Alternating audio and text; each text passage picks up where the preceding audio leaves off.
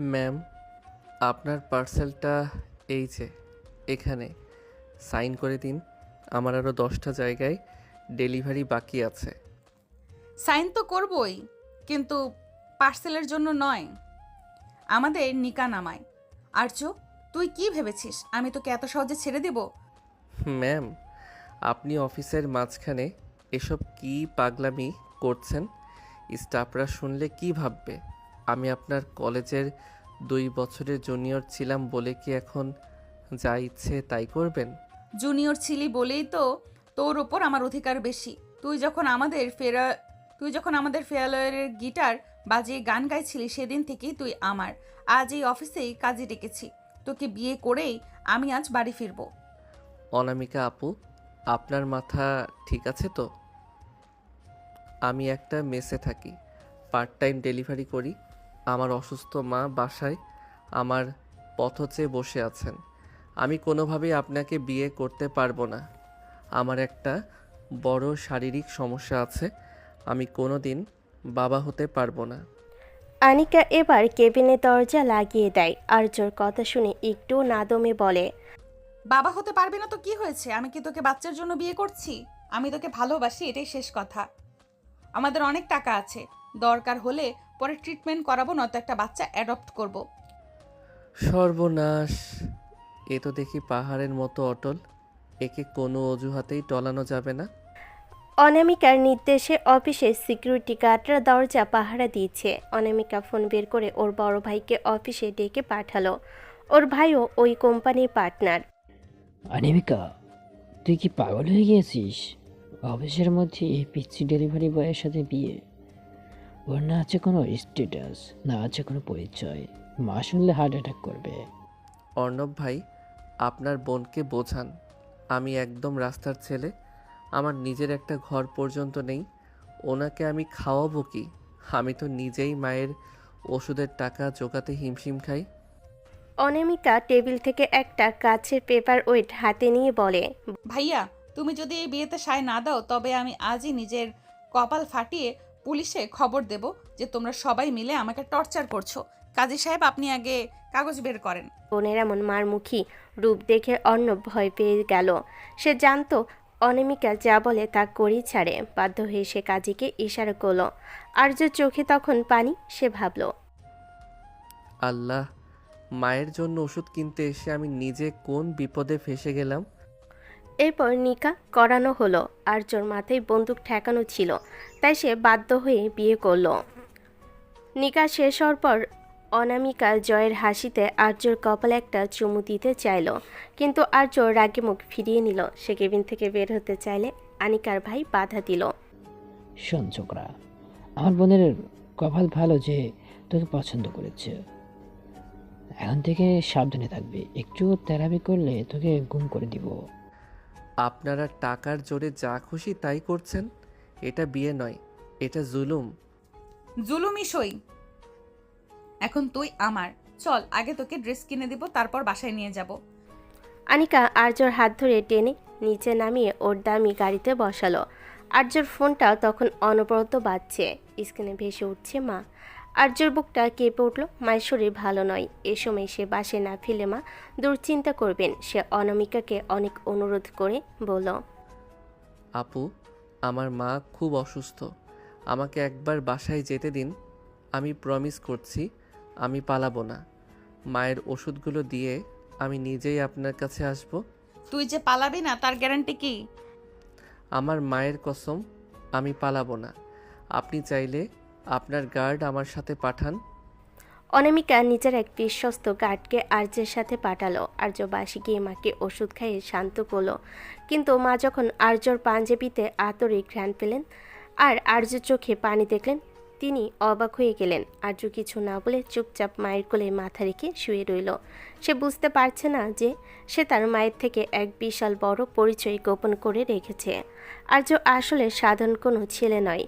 তার মা দেশের একজন নামকরা প্রাক্তন বিজ্ঞানী, যিনি এখন অসুস্থতার কারণে আড়ালে আছেন। আর আর্যর বাবা ছিলেন এই শহরের সবচেয়ে বড় রিয়েল অ্যাসেট ব্যবসায়ী, যার মৃত্যুর পর আর্যর চাচারাই সব দখল করে ওদের তাড়িয়ে দিয়েছিল। আর্য ইচ্ছে করলেই ওই অনামিকাদের কোম্পানি চুটকিতে কিনতে পারে, কিন্তু সে ইচ্ছে করেই মাকে নিয়ে লুকিয়ে সাধারণ জীবনযাপন করছে। সে চায় না তার মায়ের শান্ত জীবনে আবার কোনো ঝড় আসুক। আর্যর মাথায় তখন আগ্নেয়গিরি জ্বলছে। অনামিকার গাড্ডা বাসার নিচে দাঁড়িয়ে আছে জমদূতের মতো। মা ঘুমিয়ে যাওয়ার পর আর্য তার পুরনো ট্রাঙ্কটা খুলে একটা ল্যাপটপ বের করলো। মা জানতেন না আর্যর বাবা মরার আগে তার নামে বিদেশের এক ব্যাংকে একটা বিশাল অঙ্কের ট্রাস্ট ফান্ড রেখে গেছেন, যা আর্য 21 বছর বয়সের আগে খুলতে পারত না।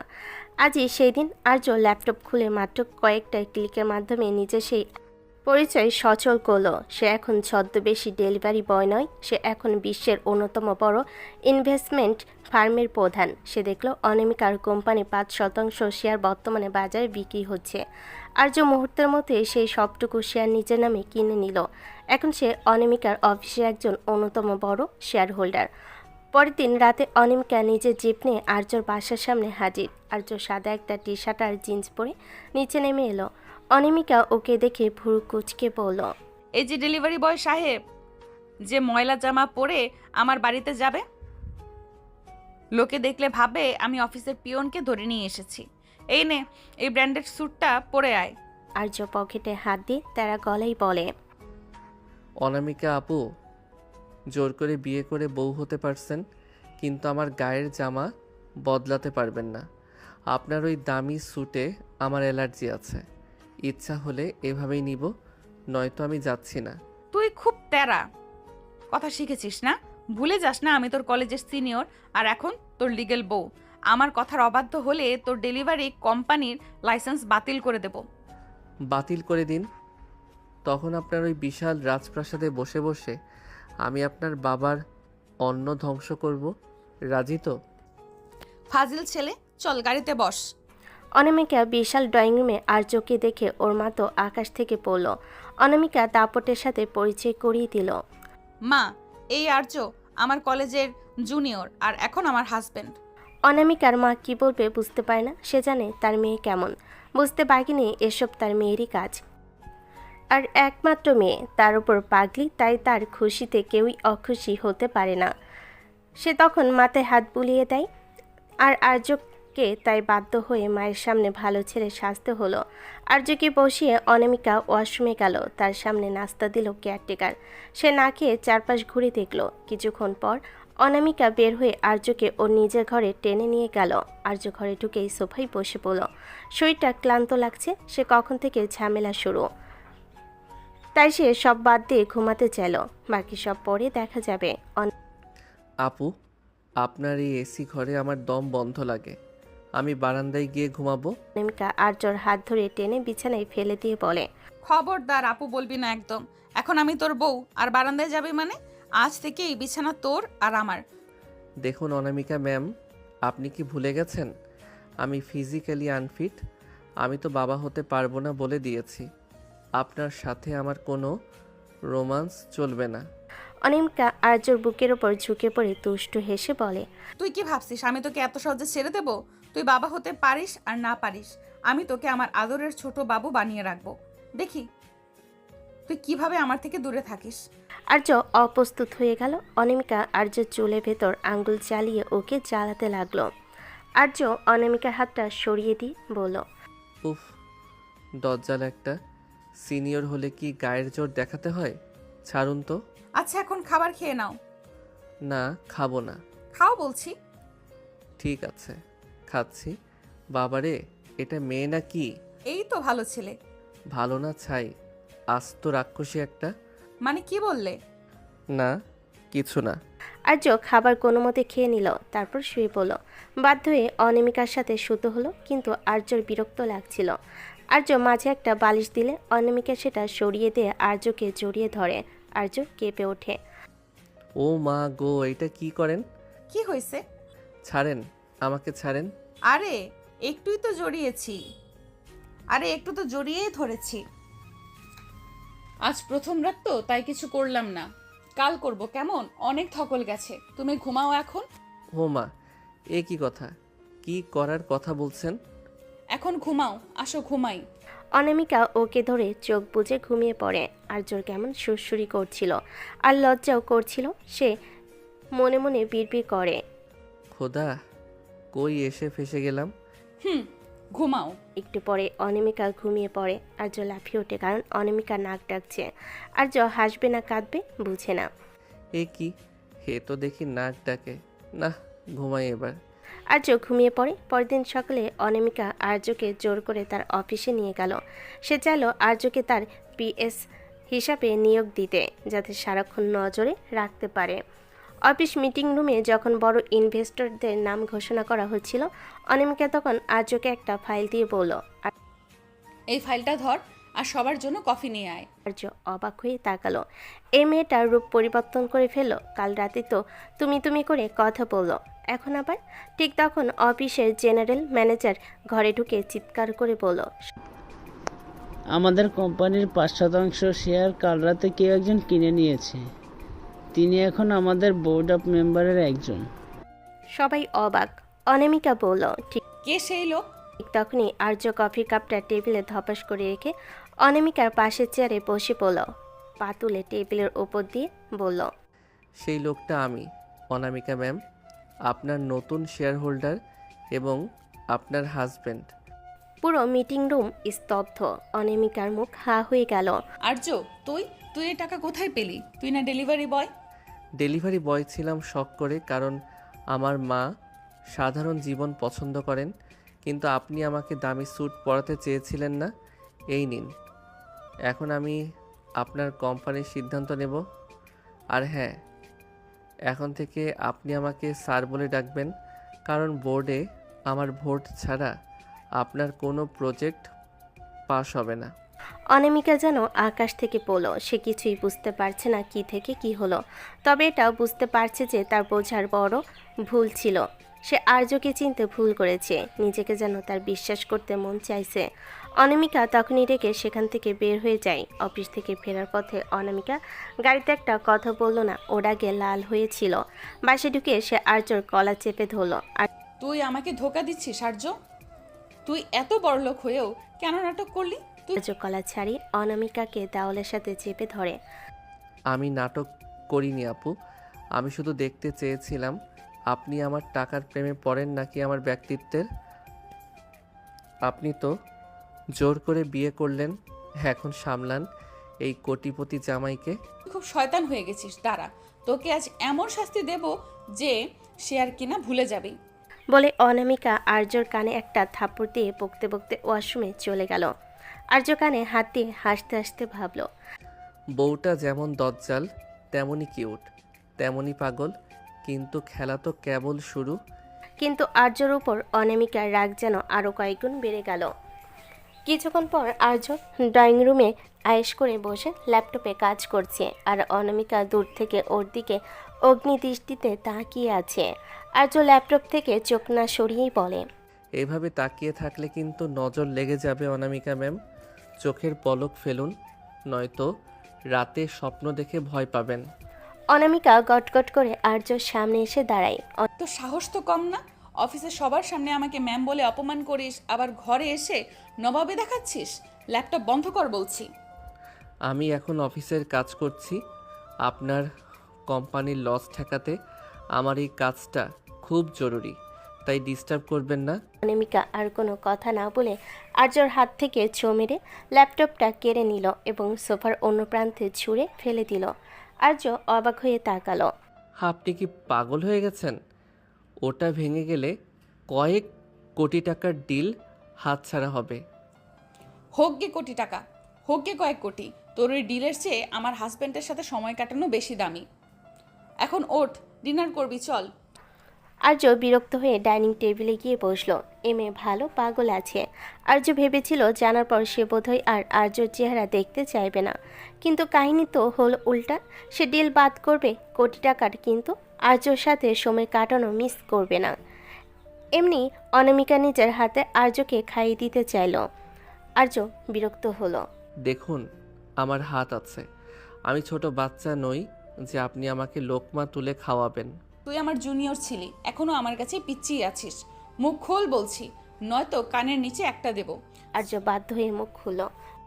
অনামিকা মুচকি হেসে আদর করে আর্যর গাল টিপে দিল। আর্যর মেজাজ তখন তুঙ্গে। সে ভাবল, এই মেয়েটা কি কোনো দিন স্বাভাবিক হবে না? সারাক্ষণ শুধু দাদাগিরি আর প্রেমের পাগলামি। এ তো পুরো উন্মাদ আমার প্রেমে। খাওয়া শেষ করে আর্য রুমে গিয়ে ঘুমানোর প্রস্তুতি নিচ্ছে। সে ভেবেছিল আজ রাতে অন্তত শান্তিতে এক কোণে ঘুমাবে, কিন্তু অনামিকার পরিকল্পনা ছিল অন্যরকম। সে পাতলা একটা সিল্কের নাইটি পরে ঘরে ঢুকলো। আর্যর বুকটা এক মুহূর্তের জন্য ধক করে উঠল। আর্য বিছানায় শুয়ে পাশ ফিরে থাকার চেষ্টা করলো। অনামিকা এসে পেছন থেকে আর্যকে শক্ত করে জড়িয়ে ধরলো। উফ, ছাড়ুন তো, গরম লাগছে। আপনি এভাবে কেন চিপকে থাকছেন? গরম লাগলে এসি বাড়িয়ে দিচ্ছি, কিন্তু আমি তোকে ছাড়ছি না। তুই আজ সারাদিন আমাকে খুব জ্বালিয়েছিস, এখন তার পেনাল্টি দিতে হবে। অনামিকা আর্যর ঘাড়ে আলতো করে কিস করতে লাগলো। আর্য শিহরিত হয়ে উঠল, কিন্তু সে নিজের বিরক্তি বজায় রেখে বলল, দেখুন অনামিকা, আমি আপনাকে বলেছি না যে আমি ফিজিক্যালি আনফিট? আপনি কেন অযথা চেষ্টা করছেন? অনামিকা আর্যকে নিজের দিকে ঘুরিয়ে নিয়ে ওর চোখের দিকে তাকিয়ে থাকে। তুই মিথ্যা বলছিস আর্য। তোর চোখের ভাষা বলছে তুই আমাকে চাস। তোর ওই সায়েন্টিফিক যুক্তি আর ব্যবসায়িক বুদ্ধি এখন আলমারিতে তুলে রাখ। এখন শুধু তুই আর আমি, আর তাছাড়া তনফিটের গুষ্টি মারে বাপ। আমি ফিটমিট চাই না, তোকে চাই। অনামিকা আর্য ঠোঁটে আঙ্গুল বুলি ওকে পাগল করে তুলতে লাগলো। আর্য নিজেকে নিয়ন্ত্রণ করার চেষ্টা করলো। অনামিকার মাদকতাময় সান্নিধ্যে সে হার মানতে শুরু করলো। অনামিকা জোর করে আর্যর উপর চড়াও হলো। সে আর্যর শার্টের বোতামগুলো একে একে খুলতে শুরু করলো। আপনি খুব অসভ্য হয়ে গেছেন। বউদের একটু অসহ্য হতে হয় আর্য, নয়তো তোর মতো কাঠখোট্টা ছেলেকে বশে আনা সম্ভব না। অনামিকা আর্য ঠোঁটজোড়া নিজের দখলে নিয়ে নিল। আর্য প্রথমে বাধা দিল, ধীরে ধীরে সেও নিজের অনামিকার গভীরে হারিয়ে যেতে লাগলো। দীর্ঘক্ষণে সেই উত্তপ্ত রোমাঞ্চার শারীরিক ঘনিষ্ঠতায় আর্যর সব রাগ আর বিরক্তি যেন কর্পূরের মতো উড়ে গেল। সে বুঝতে পারল এই দজ্জাল স্নেহর মেয়েটার ভালোবাসার টান উপেক্ষা করা তার পক্ষে অসম্ভব। কিন্তু সে স্বীকার করবে না কখনো সেটা, কারণ তার অনেক কাজ বাকি এখনও। সকালে যখন আর্য ঘুম ভাঙল, সে দেখল অনামিকা ওর বুকের পর মাথা রেখে অঘরে ঘুমোচ্ছে। আর্যর মনে হলো মেয়েটা যখন ঘুমিয়ে থাকে তখন কত শান্ত দেখায়, কিন্তু চোখ খুলে সে একটা আস্ত জ্যান্ত আগ্নেয়গিরি। আর্য অনামিকাকে আলতো করে সরিয়ে দিয়ে উঠতে চাইল, অমনি অনামিকা চোখ খুলে হাতটা আবার টেনে ধরল। কোথায় যাচ্ছিস স্বামী? সকালের চাটা কি আমি বেডেই পাবো? স্বপ্ন দেখা বন্ধ করুন। আমি কোনো চা করতে পারবো না। আমি অফিসে যাচ্ছি, অনেক কাজ আছে। অফিসে তো যাবি, কিন্তু আগে আমাকে একটা কিস দিয়ে যা, নয়তো তোর ল্যাপটপের পাসওয়ার্ড আমি রিসেট করে দেব। আপনি একটা আস্ত ব্ল্যাকমেইলার। এই নিন। আর্য ঝটপট অনামিকার গালে একটা কিস করে বাথরুমে ঢুকে গেল। বাইরে থেকে অনামিকার হাসির শব্দ ভেসে এলো। আর্য সবসময় তার মাকে অনামিকার ছায়া থেকে দূরে রাখতে চেয়েছিল। সে জানতো অনামিকা একবার তার মায়ের হদিস পেলে পুরো ব্যাপারটাকে একটা পারিবারিক নাটকে রূপান্তর করবে, তার মাকে নিয়ে ব্ল্যাকমেল শুরু করবে। কিন্তু অনামিকা আর্যর ফোন থেকে চুপি চুপি ওর মায়ের বাসার ঠিকানা বের করে নিয়েছিল। সকালবেলা আর্য অফিসে একটা জরুরি মিটিংয়ে ব্যস্ত।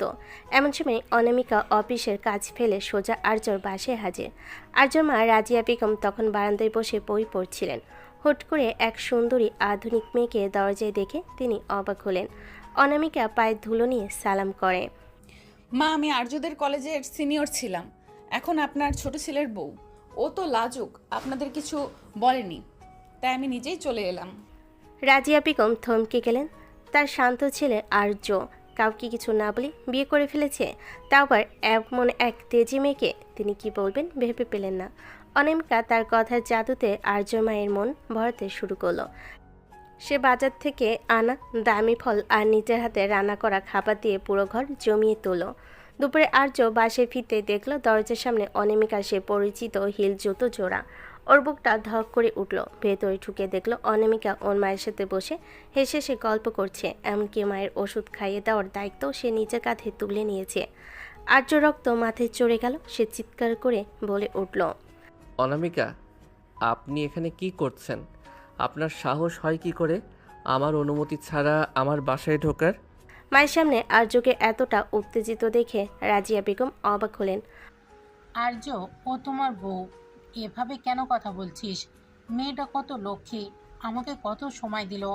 মা, তুমি চেনো না একে। ও কোনো লক্ষ্মী মেয়ে না, ও একটা জেদি ব্ল্যাকমেইলার। অনামিকা, এখনই আমার বাসা থেকে বের হন। অনামিকা শান্ত হয়ে উঠে দাঁড়ালো। তার চোখে তখন এক ধরনের বিদ্রুপের হাসি। সে আর্যর দিকে এগিয়ে এসে নিচু স্বরে বলল, স্বামী তো খুব রাগী দেখছি, কেন? মা জেনে গেছে ভয় পাচ্ছো, নাকি ভাবছো মা আমাকে চিনে ফেললে তোমার ওই ডেলিভারি বয়ের নাটকটা আর চলবে না? আর্য অনামিকাকে এক প্রকার টেনে হিসে তার ছোট্ট রুমটার ভিতর নিয়ে গেল এবং সজোরে দরজা আটকে দিল। আর্য দাঁতে দাঁত চেপে বলল, আপনার সমস্যা কি অনামিকা? আমার লাইফটা কি আপনার অফিসের ফাইল যে যখন খুশি উল্টা পাল্টা করবেন? কেন আমার মাকে এর মধ্যে টানলেন? অনামিকা আর্যর পাঞ্জাবির কলা ধরে নিচের দিকে টেনে নেয়। তোর লাইফ এখন থেকে আমার লাইফ আর্য। তুই আমাকে বিয়ে করেছিস, ভুলে যাস না। তুই আমাকে লুকিয়ে রাখবি আর আমি সেটা মেনে নেব? আমি তোকে সবার সামনে নিজের করে পেতে চাই। ভালোবাসা মানে দখলদারি নয় অনামিকা। আপনি বড়লোক বলে কি যা খুশি তাই করবেন? আমি আপনাকে ঘৃণা করি আপনার এই ব্যবহারের জন্য। ঘৃণা শব্দটা শুনে অনামিকার চোখ জলজল করে উঠল। সে আর্যকে ধাক্কা দিয়ে খাটের উপর ফেলে দিল এবং ওর উপরে চড়ে বসল। ঘৃণা করিস? কতটুকু ঘৃণা করিস দেখি। যত ঘৃণা করবি তত বেশি তোকে আমি কাছে টানবো। তুই কি ভেবেছিস চিল্লাইলে আমি ভয় পাবো? এই যে শোন, আজ থেকে আমি এখানেই থাকবো, তোর এই ছোট্ট ঘরে তোর সাথে। অসম্ভব। আমার মায়ের এখানে শান্তি দরকার। আপনি এখানে থাকলে তিলকে তাল করবেন। শান্তি তো আমি দেবই দেব মাকে, আর তোকে দেব অশান্তি। অনামিকা আর্যর উপর ঝুঁকে পড়ে ওর টি শার্টের নিচে হাত ঢুকিয়ে দিল। আর্য মুসরামুসি করতে লাগলো। ছাড়ুন অনামিকা, মা পাশের রুমে আছে, একটু তো লজ্জা পান। মা তো জানি আমরা বিবাহিত, লজ্জা পাওয়ার কি আছে? আর তুই যত বেশি ছটফট করবি আমি তত বেশি তোকে কষ্ট দেব। অনামিকা আর্যর কানে কামড় দিয়ে ধরল। আর্য ব্যথায় আর উত্তেজনায় কুঁকড়ে গেল। অনামিকা ওর ঠোঁটজোড়া কামড়ে ধরে এমনভাবে কিস করতে লাগলো যেন ও আর্যর সব রাগ শুষে নিতে চায়। আর্যর বিরক্তি তখন অন্য উচ্চতায়। সে রাগ করে অনামিকাকে দুহাতে জড়িয়ে ধরে ঝামটা মারল, কিন্তু অনামিকা ওর গায়ের উপর লেপ্টে রইল। আর্য হাঁপাতে হাঁপাতে বলল, আপনি আপনি একটা জঙ্গলি মেয়ে, সিনিয়র হয়েও আপনার কোনো জ্ঞান নেই। জ্ঞান নেই বলেই তো তোকে কবজা করেছি। এখন চুপচাপ পড়ে থাক, নয়তো মাকে ডাক দিয়ে বলবো তুই আমাকে মারছিস। আর্য অসহায়ভাবে সিলিংয়ের দিকে তাকিয়ে রইল। এই তেজি বইয়ের হাত থেকে তার মুক্তি নেই। রাতের অন্ধকারে অনামিকা আর্য বুকের পশম নিয়ে খেলা করতে করতে ফিসফিস করে বলল, কাল থেকে আমরা একসাথেই অফিসে যাব, আর হ্যাঁ, মাকেও আমাদের সাথে ওই বড় বাড়িতে নিয়ে যাব। আর্য কোনো উত্তর দিল না। সে শুধু ভাবল, তার মা যদি কোনোভাবে জানতে পারে যে আর্যর বাবার খুনি আর এই অনামিকার পরিবারের মধ্যে কোনো যোগসূত্র আছে, তবে কি হবে? যদিও আর্য সেটা কাউকে বলেনি। আসলে আর্যকে অনামিকা জোর করে বিয়ে করেনি। আর্যই ইচ্ছে করে বিয়ে করেছে অনামিকা, সেটা জানতো না। মূল কারণ হলো আর্য প্রতিশোধ নেবে তার বাবার খুনির, কিন্তু অনামিকা তাদের জোর করতে থাকলো অনামিকার বাড়িতে উঠতে। অনামিকার জেদের কাছে হার মেনে আর্য তার মাকে নিয়ে অনামিকার সেই রাজপ্রাসাদে উঠতে বাধ্য হলো। আর্যর মা ভাবছেন তার ছেলে বড় ঘরের মেয়ে বিয়ে করে সুখে আছে, কিন্তু আর্যর বুকের ভেতর তখন প্রতিশোধের আগুন জ্বলছে। সে জানে এই শহরে তার বাবার সেই পুরনো বিজনেস পার্টনার দিগন্ত শিকদার বাস করে, যে বিশ্বাসঘাতকতা করে আর্যর বাবাকে নিঃস্ব করে দিয়েছিল। আর তার মুখোমুখি হতে পারবে একমাত্র অনামিকাকে বিয়ে করে, কারণ অনামিকার পরিবারের সাথে তার যোগাযোগ আছে। সে অনামিকাদেরই বিজনেস পার্টনার, অনামিকার ভাই অর্ণবের পার্টনার, এবং অর্ণব এতে জড়িত। নতুন বিশাল বেডরুম, চারিদিকে সাজানো গোছানো, কিন্তু আর্যর মন পড়ে আছে তার পুরনো ডায়েরিতে। অনামিকা ঘরে ঢুকে দেখল আর্য জানালার পাশে দাঁড়িয়ে সিগারেট টানছে, যা সে সাধারণত করে না। অনামিকা পেছন থেকে জড়িয়ে ধরে। আমার রাজপ্রাসাদ কি তোমার পছন্দ হচ্ছে না স্বামী? নাকি এখনো ওই ছোট ঘরটার মায়া ছাড়তে পারোনি? টাকার চাকচিক্য আমাকে কোনোদিন টানে না অনামিকা। আপনি জোর করে আমাকে এখানে এনেছেন ঠিকই, কিন্তু আমার মনটাকে কোনোদিনও এই চার দেয়ালে বন্দি করতে পারবেন না। অনামিকা রেখে আর্যর হাতের সিগারেটটা কেড়ে নিয়ে ছুঁড়ে ফেলে দিল। সে আর্যর কলার ধরে দেওয়ালের সাথে চেপে ধরে। মন আমি বুঝি না, আমি শুধু বুঝি তুই আমার। আজ আমাদের এই নতুন বাড়িতে প্রথম রাত, আর তুই কিনা উদাসীন হয়ে থাকবি? আমি কি তোর কাছে এতটাই ফেলনা অনামিকা আর্য শার্টের বোতামগুলো ছিঁড়ে ফেলল। তার চোখে তখন নেশা আর অধিকার বোধের আগুন। সে আর্য বুকের উপর নখ দিয়ে আঁচড় কাটতে কাটতে বলল, আজ রাতে আমি তোকে এক মুহূর্তের জন্য শান্তিতে থাকতে দিব না। তুই যত দূরে যেতে চাইবি আমি তোকে ততটাই পিষে ফেলবো। আর্যর বিরক্তি তখন চরমে, কিন্তু অনামিকার শরীরের উষ্ণতা আর সেই তীব্র ঘ্রাণ তাকে দিশেহারা করে দিচ্ছিল। অনামিকা আর্য ঠোঁটজোড়া নিজের দখলে নিয়ে নিল। আর্য রাগ তখন কামনেই রূপ নিল। সে অনামিকাকে পাজকোলা করে বিছানায় আশ্রে ফেল। সিনিয়র আপু হওয়ার অনেক শখ আপনার, তাই না? আজ বুঝবেন সিনিয়র হওয়ার জ্বালা কত। সেই রাতে অনামিকার সব দাপট আর্যর পুরুষত্বের কাছে মিলান হয়ে গেল। আর্য অনামিকাকে খাটে ফেলে পাগলের মতো আদর করতে লাগলো। অনামিকা ঘুণাক্ষেরও বুঝতে পারেনি আর্য হঠাৎ এমন রূপ নেবে। শিশুকে চিৎকার করতে থাকলো। দীর্ঘক্ষণে সেই উত্তপ্ত আর উন্মত্তাল মিলনে অনামিকা বারবার আর্য নাম ধরে আর্তনাদ করছিল। আর্য যেন তার সব ঘৃণা আর ক্ষোভ এই মিলনের মাধ্যমে উগরে দিয়েছিল। কিছুক্ষণের পর দুজনে ক্লান্ত হয়ে সরে গেল। কি গো, তুমি না বললে কাছে আসবে না? তবে আর্য কিছু না বলে উঠে চলে গিয়ে আবার সিগারেট ধরল। অনামিকা একা একা হাসলো। ইস, আমার কাছে আসবে না এবার। পরের দিন সকালে অনামিকা আর আর্য একটা বিজনেস পার্টিতে গেল। অনামিকা চাচ্ছিল আর্যকে সবার সামনে তার বিজনেস পার্টনার হিসেবে পরিচয় করিয়ে দিতে। ঠিক তখনই সেখানে আসলো সেই দিগন্ত শিকদার। দিগন্তকে দেখা মাত্রই আর্যর হাত শক্ত হয়ে গেল, চোখ দুটো লাল হয়ে উঠল। দিগন্ত আর্যকে চিনতে পারল না, কারণ আর্য এখন বড় ঘরের জামাই আর দামি স্যুটে ঢাকা। মিস অনামিকা, আপনার এই নতুন ইভেন্টে তো বেশ হ্যান্ডসাম। তা পরিচয়টা কি? অনামিকা গর্বের সাথে আর্যর হাত ধরল। ইনি আমার স্বামী এবং আমাদের কোম্পানির প্রধান অংশীদার মিস্টার আর্য। দিগন্ত হাত বাড়াতে আর্য ঘৃণা ভরা দৃষ্টিতে তাকিয়ে রইল। সে হাত মেলালো না। এতে দিগন্ত অপমানিত বোধ করলো। ছেলের তো খুব ইগো দেখছি অনামিকা। এই রাস্তার ছেলেকে তুলে এনে স্বামী বানিয়েছো। কোনোদিন হয়তো তোমাকে পথে বসাবে। কথার চাবুকটা আর্যর কানে যেতে সে দিগন্তর দিকে এগোতে চাইল, কিন্তু অনামিকা আর্যর হাত শক্ত করে চেপে ধরল। সে দিগন্তর চোখের দিকে তাকিয়ে কড়া গলায় বলল, দেখুন মিস্টার শিকদার, আপনি কার সাথে কথা বলছেন ভুলে যাবেন না। আর্য আমার সম্মান। ও যদি রাস্তার ছেলেও হয় তবে সেই রাস্তার মালিক হওয়ার ক্ষমতাও আমি রাখি। আর হ্যাঁ, ওর দিকে আর একবার আঙুল তুললে আপনার পুরো বিজনেস আমি গুড়িয়ে দিব। Get out. পার্টিতে শোরগোল পড়ে গেল। আর্য অবাক হয়ে অনামিকার দিকে তাকালো। যে মেয়েটা ঘরে তাকে নিয়ে সারাক্ষণ ন্যাকামি করে আর জোর জবরদস্তি করে, সে বাইরে মানুষের সামনে তার জন্য এত বড় ঢাল হয়ে দাঁড়াতে পারে। বাসায় ফেরার পথে আর্য চুপ করে রইল। অনামিকা গাড়িতে আর্যর কাঁধে মাথা রেখে বলল, তুই কেন এই লোকটার ওপর এতটা রেগেছিলি আর্য? তুই কি ওকে চিনিস? না, চিনি না, শুধু ওর কথা বলার ভঙ্গিটা আমার ভালো লাগেনি। আর্য মনে মনে ভাবল, অনামিকা যদি কোনোদিন জানতে পারে যে তার নিজের ভাই অর্ণব আসলে দিগন্ত শিকদরের সাথে মিলে আর্যর বাবাকে ধ্বংস করার প্ল্যানে জড়িত ছিল, তবে কি হবে? অনামিকা কি তখন তার স্বামীর পক্ষ নেবে নাকি নিজের ভাইয়ের? তবে তাকে ধীরে ধীরে এগোতে হবে। এরপর বেশ কিছুদিন কেটে যায়। আর্যর দিনকাল এখন এক অদ্ভুত রুটিনে চলছে। সকালে অফিসে অনামিকার তেরা কথা সহ্য করা, আর রাতে অনামিকার কামকার আদরে অত্যাচারের শিকার হওয়া। আর্য চাচ্ছিল দিগন্ত শিকদার আর তার ভাই অর্ণবের গোপন ডিলগুলো ফাঁস করতে, কিন্তু অনামিকা তাকে এক মুহূর্তের জন্য ল্যাপটপ বা ফোনের কাছে ঘেঁষতে দিচ্ছে না। আর সব বের করার জন্য বাধ্য হয়ে তাকে অনামিকার অত্যাচারও সহ্য করতে হচ্ছে। আর্য খুব ভোরে ঘুম থেকে উঠে তৈরি হয়ে নিয়েছিল। সে ভাবল অনামিকা ঘুমানোর ফাঁকে সে একবার তার পুরনো সোর্সদের সাথে দেখা করে আসবে, কিন্তু সে দরজা পর্যন্ত পৌঁছানোর আগে পেছন থেকে একটা রেশমি ওড়না তার গলার চারপাশে পেঁচিয়ে ধরল। অনামিকা ওড়নাটা টেনে আর্যকে নিজের কাছে এনে বলে, কোথায় পালানোর চেষ্টা হচ্ছে মিস্টার হাজবেন্ড? আমি ঘুমালে কি তুমি ডানা গজিয়ে উড়ে যাবে ভেবেছিলে? আর্য বিরক্ত হয়ে ওড়না ছাড়ানোর চেষ্টা করে। উফ, অনামিকা ছাড়ুন তো, আমার একটা জরুরি কাজ আছে। আপনি এভাবে সারাক্ষণ পাহারা দেবেন না তো।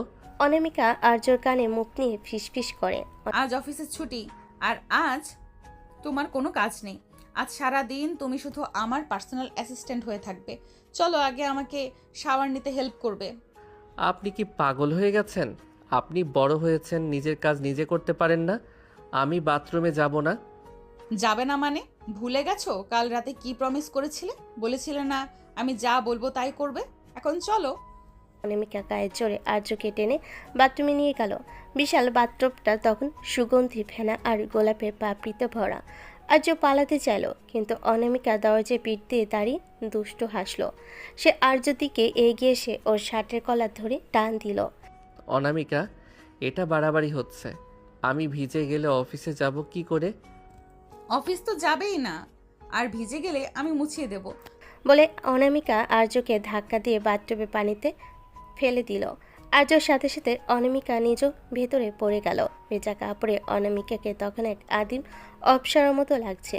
আর্য রাগটা তখন উত্তেজনায় রূপ নিতে শুরু করলো। অনামিকা আর্যর বুকের উপর ফেনা নিয়ে খেলা করতে করতে বলল, তুমি যতই গম্ভীর থাকো আর্য, আমি জানি তোমার ভেতরেও একটা আগ্নেয়গিরি আছে।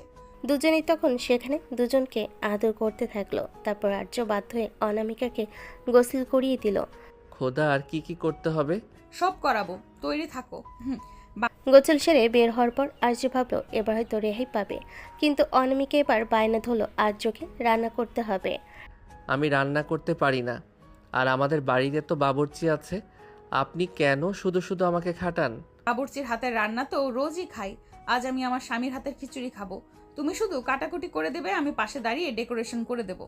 রান্নাঘরে গিয়ে আর্য পেঁয়াজ কাটছে, আর অনামিকা পেছন থেকে ওর কোমরে হাত জড়িয়ে ধরে কাঁধে থুতনি রেখে দাঁড়িয়ে আছে। অনামিকা, ছাড়ুন। পেঁয়াজ কাটতে গিয়ে আমার চোখে জল আসছে, আর আপনি এভাবে ডিস্টার্ব করলে হাত কেটে যাবে। অনামিকা আর্য ঘাড়ের উপর কিস করে। আর হাত কাটলে আমি ব্যান্ডেজ করে দিব। আচ্ছা আর্য, তুমি এত কাঠখোট্টা কেন? একটা বারও তো পারো নিজের থেকে আমাকে জড়িয়ে ধরতে। আমি আপনার মতো ইমোশনাল ড্রামা করতে পারি না। আর তাছাড়া আপনি যেভাবে আমাকে জোর করে সব করান, তাতে ভালোবাসা তো দূরে থাক, বিরক্তি বেশি আসে। আর্যর এই রুক্ষ কথা শুনে অনামিকার মুখটা এক মুহূর্তের জন্য মিলান হয়ে গেল। সে আর্যকে ছেড়ে দিয়ে দূরে সরে দাঁড়ালো। বিরক্তি লাগে?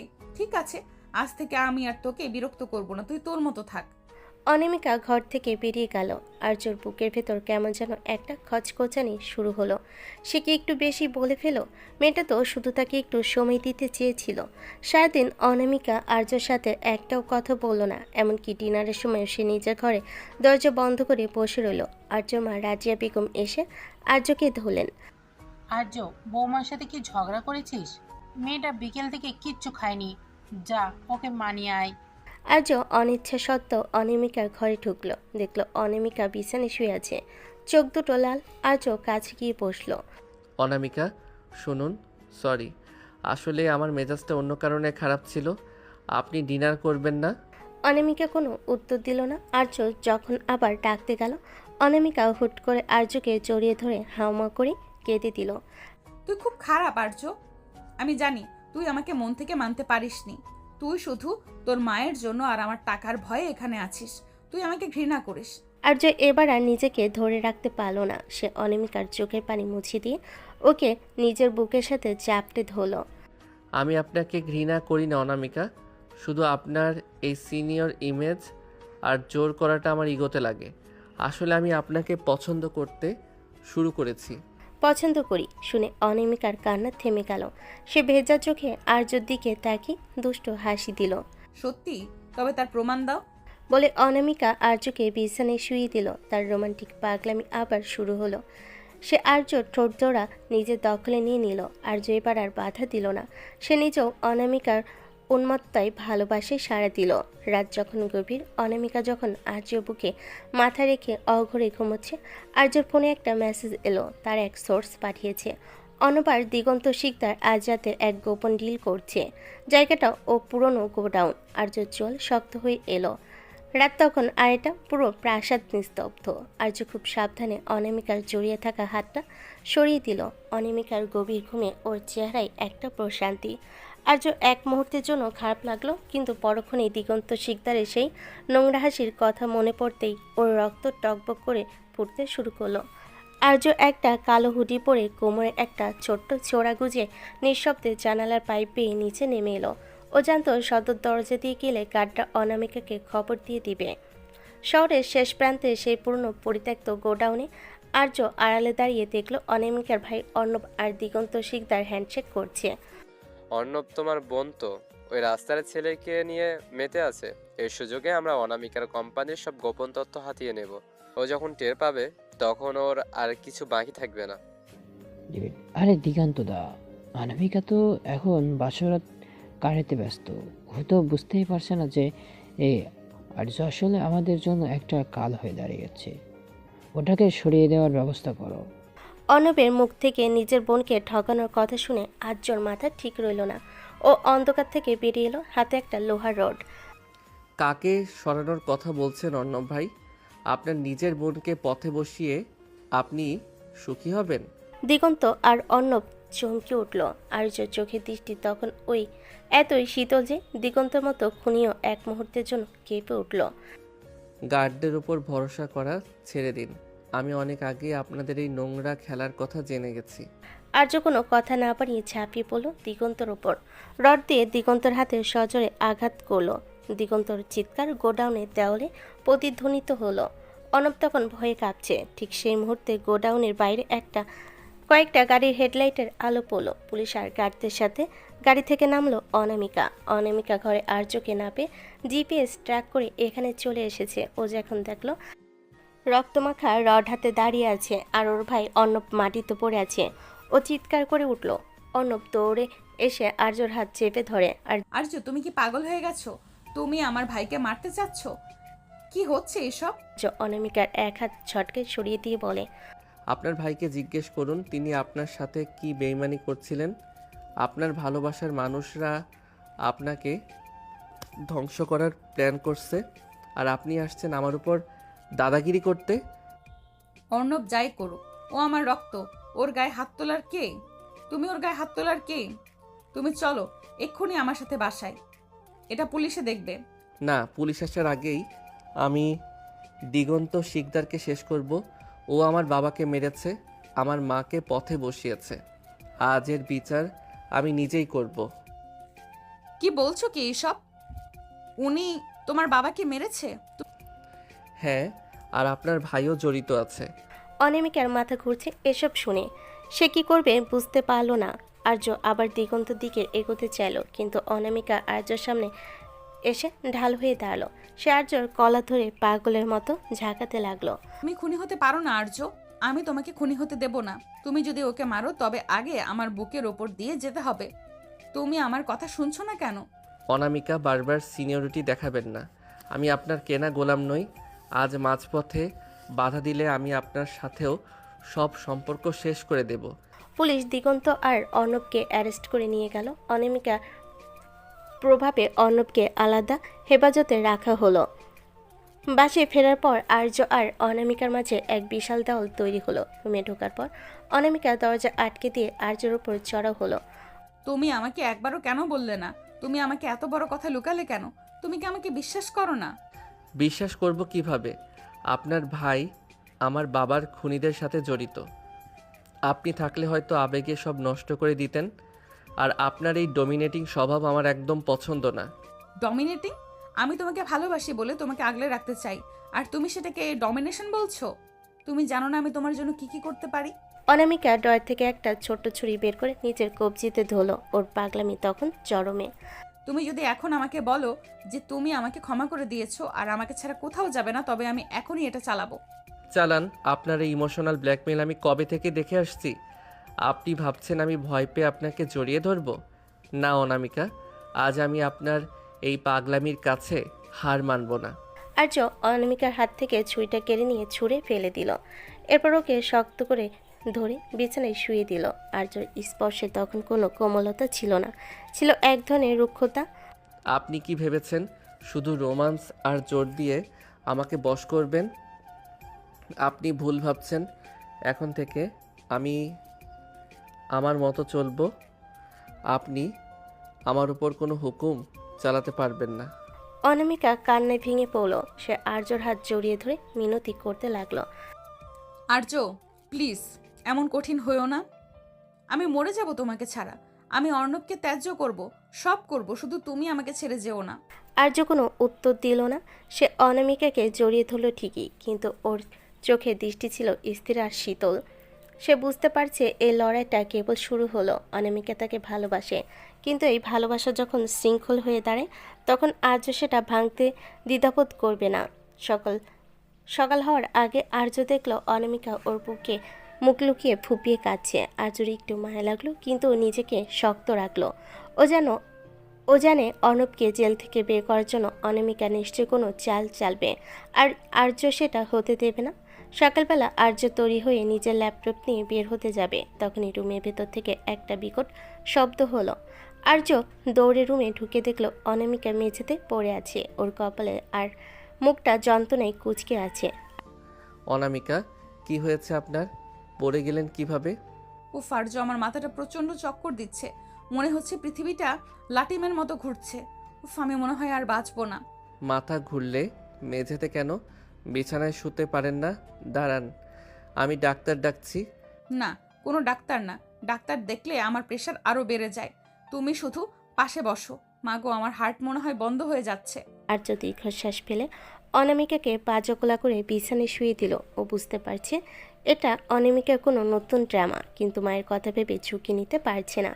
অনামিকা শুয়ে শুয়ে মিটমিট করে হাসছে। আর্য পাশে বসে কপালে জলপট্টি দিতে শুরু করলো। আর্য, আমার খুব শীত করছে, এসিটা বন্ধ করে আমাকে একটু জড়িয়ে ধরবে? ডাক্তাররা বলে হিউম্যান টাচ নাকি সব রোগের ওষুধ। ডাক্তাররা বলে নাকি আপনি বলছেন?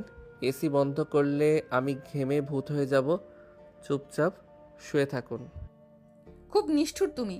বউ মরো অবস্থায় আর তুমি এসির চিন্তা করছো? একটু লেবু চা করে দাও না প্লিজ। উফ, আমার গলাটা কেমন শুকিয়ে কাঠ হয়ে যাচ্ছে। আর্য রান্নাঘরে গিয়ে লেবু চা করে আনলো। অনামিকা সেটা খেয়ে মুখ বাঁকিয়ে বলল, এতে চিনি কম হয়েছে, একটু খাইয়ে দাও না বাবু। বাবু ডাকবেন না একদম। আমি আপনার জুনিয়র হতে পারি, কিন্তু বাবু নই। এই নিন, নিজে খান। অনামিকা চা খেতে খেতে হুট করে আর্যর শার্টের হাত ধরে টান দিয়ে ওকে নিজের একদম কাছে নিয়ে এলো। চায়ের কাপটা পাশে রেখে আর্য নাকি নিজের নাক ঘষে বলে, রাগ করলে তোমাকে না একদম ওই রাগী বিড়ালটার মতো লাগে। আচ্ছা আর্য, আজ অফিসে না গেলে হয় না? আমার খুব একা লাগছে।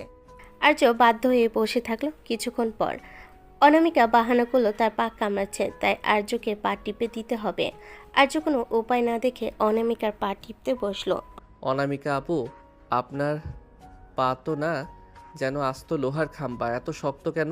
অনামিকা পা দিয়ে আর্যকে একটা হাতকা লাথি মেরে, বউয়ের পা নিয়ে মশকরা ইয়ার কি না করে ভালো করে টিপে দাও। আর শোনো, আজ রাতে কিন্তু আমি খিচুড়ি খাবো না, তুমি আমার জন্য পিৎজা অর্ডার করবে আর নিজের হাতে স্লাইস করে খাইয়ে দেবে।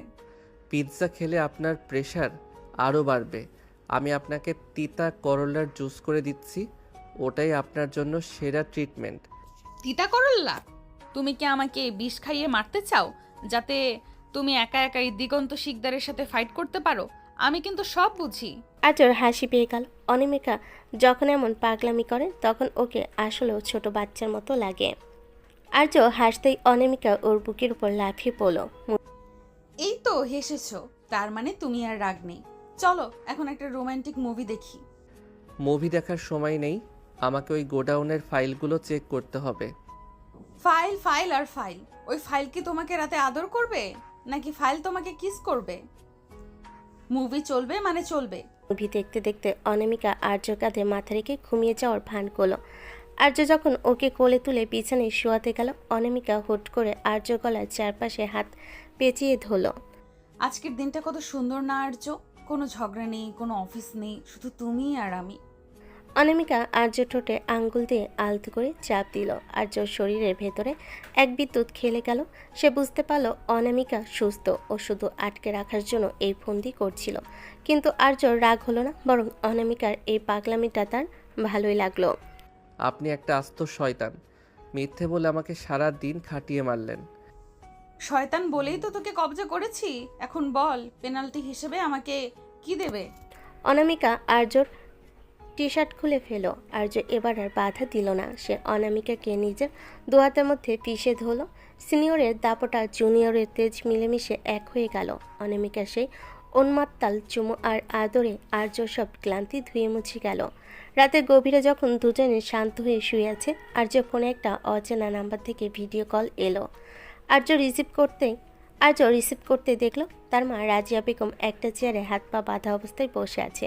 আর পেছনে দাঁড়িয়ে আছে দিগন্ত শিকদারের লোক। মিস্টার রাজ্য, আপনার বউয়ের আঁচল ছেড়ে এবার একটু আসল খেলা দেখতে চলে আসুন। 1 ঘন্টার মধ্যে পুরনো ব্রিজের নিচে না এলে আপনার মার লাশ শিয়াল কুকুর খাবে। আর্যর রক্ত হিম হয়ে গেল। অনামিকা ফোন কেড়ে নিয়ে দেখলো ওর চিৎকার করে কান্না শুরু হলো। আর্য, মা, আমার জন্য মা বিপদে পড়লো। আমি এক্ষুনি ভাইয়াকে ফোন করছি। না, আপনার ভাইয়া নিজেই এই খেলার অংশ হতে পারে। আপনি ঘরে থাকুন, আজ আমি একা যাব। অনামিকা আর্যর পা জড়িয়ে ধরল। না আর্য, আমি তোমাকে একা যেতে দেব না। আমাকে সাথে নাও, নয়তো আমি নিজেই নিজে ক্ষতি করব।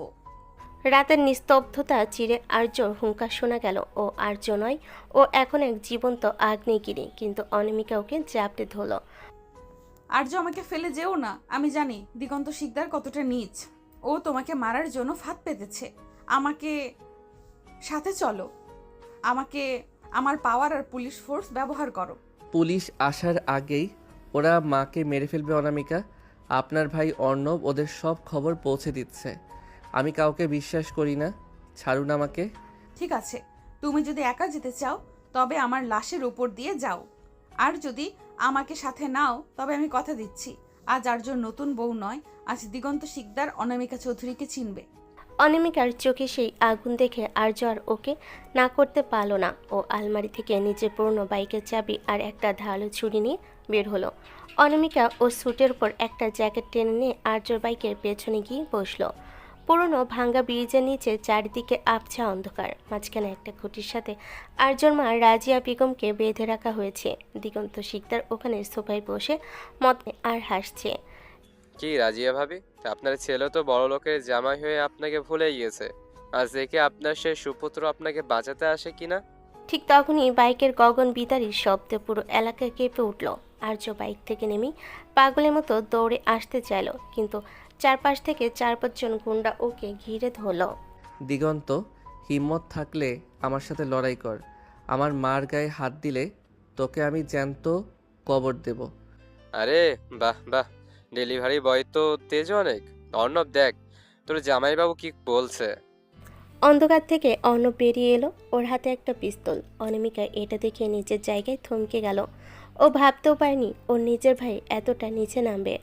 অনামিকা অর্ণবের সামনে গিয়ে বলল, অর্ণব, তুই নিজের মার মতো মানুষটার সাথে এটা করেছিস? আমি তোকে নিজের হাতে শেষ করব।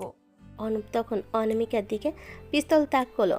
ঠিক সেই মুহূর্তে অনামিকা ওর পার্স থেকে পেপার স্প্রে বের করে অর্ণবের চোখে মারল। অর্ণব ব্যথায় কুকড়ে যেতেই অনামিকা ওকে একটা সজোরে চড় মেরে পিস্তলটা কেড়ে নিল। অন্যদিকে আর্য তখন গুন্ডাদের সাথে খালি হাতে লড়াই করছে। একজনের হাত ভেঙে দিয়ে সে তার রডটা কেড়ে নিল। আর্যর গায়ে তখন অসুরের শক্তি। সে দিগন্তর দিকে এগোতে লাগলো। তোর শেষ সময় চলে এসেছে দিগন্ত। দিগন্ত ভয় পেয়ে পালানোর চেষ্টা করলো, আর অনামিকা পিস্তল দিয়ে দিগন্তর পাশে গুলি করলো। এক পাও নড়বে না দিগন্ত শিকদার। আজ থেকে এই চৌধুরী সাম্রাজ্যের শত্রু মানে আমার শত্রু। তুই আমার স্বামীকে জ্বালিয়েছিস, এখন তার মাসুল দে। আর্য দৌড়ে গিয়ে মায়ের বাঁধন খুলে দিল। রাজিয়া বেগম আর্যকে জড়িয়ে ধরে কাঁদতে লাগলেন। ঠিক তুই এসেছিস, আমি জানতাম তুই আসবি। মা সরি, আমার জন্য তোমার এই অবস্থা হলো। সেই সময় অর্ণব পেছন থেকে একটা পাথর নিয়ে আর্যকে মারতে গেল। অনামিকা সেটা দেখে ফেলে আর্যর সামনে এসে দাঁড়ালো। পাথরটা অনামিকার কপালে লাগলো। রক্তে ভিজে গেল ওর মুখ। অনামিকা, আর্যর ভেতরটা যেন ছিঁড়ে গেল। সে অনামিকাকে ধরে মাটিতে বসে পড়ল।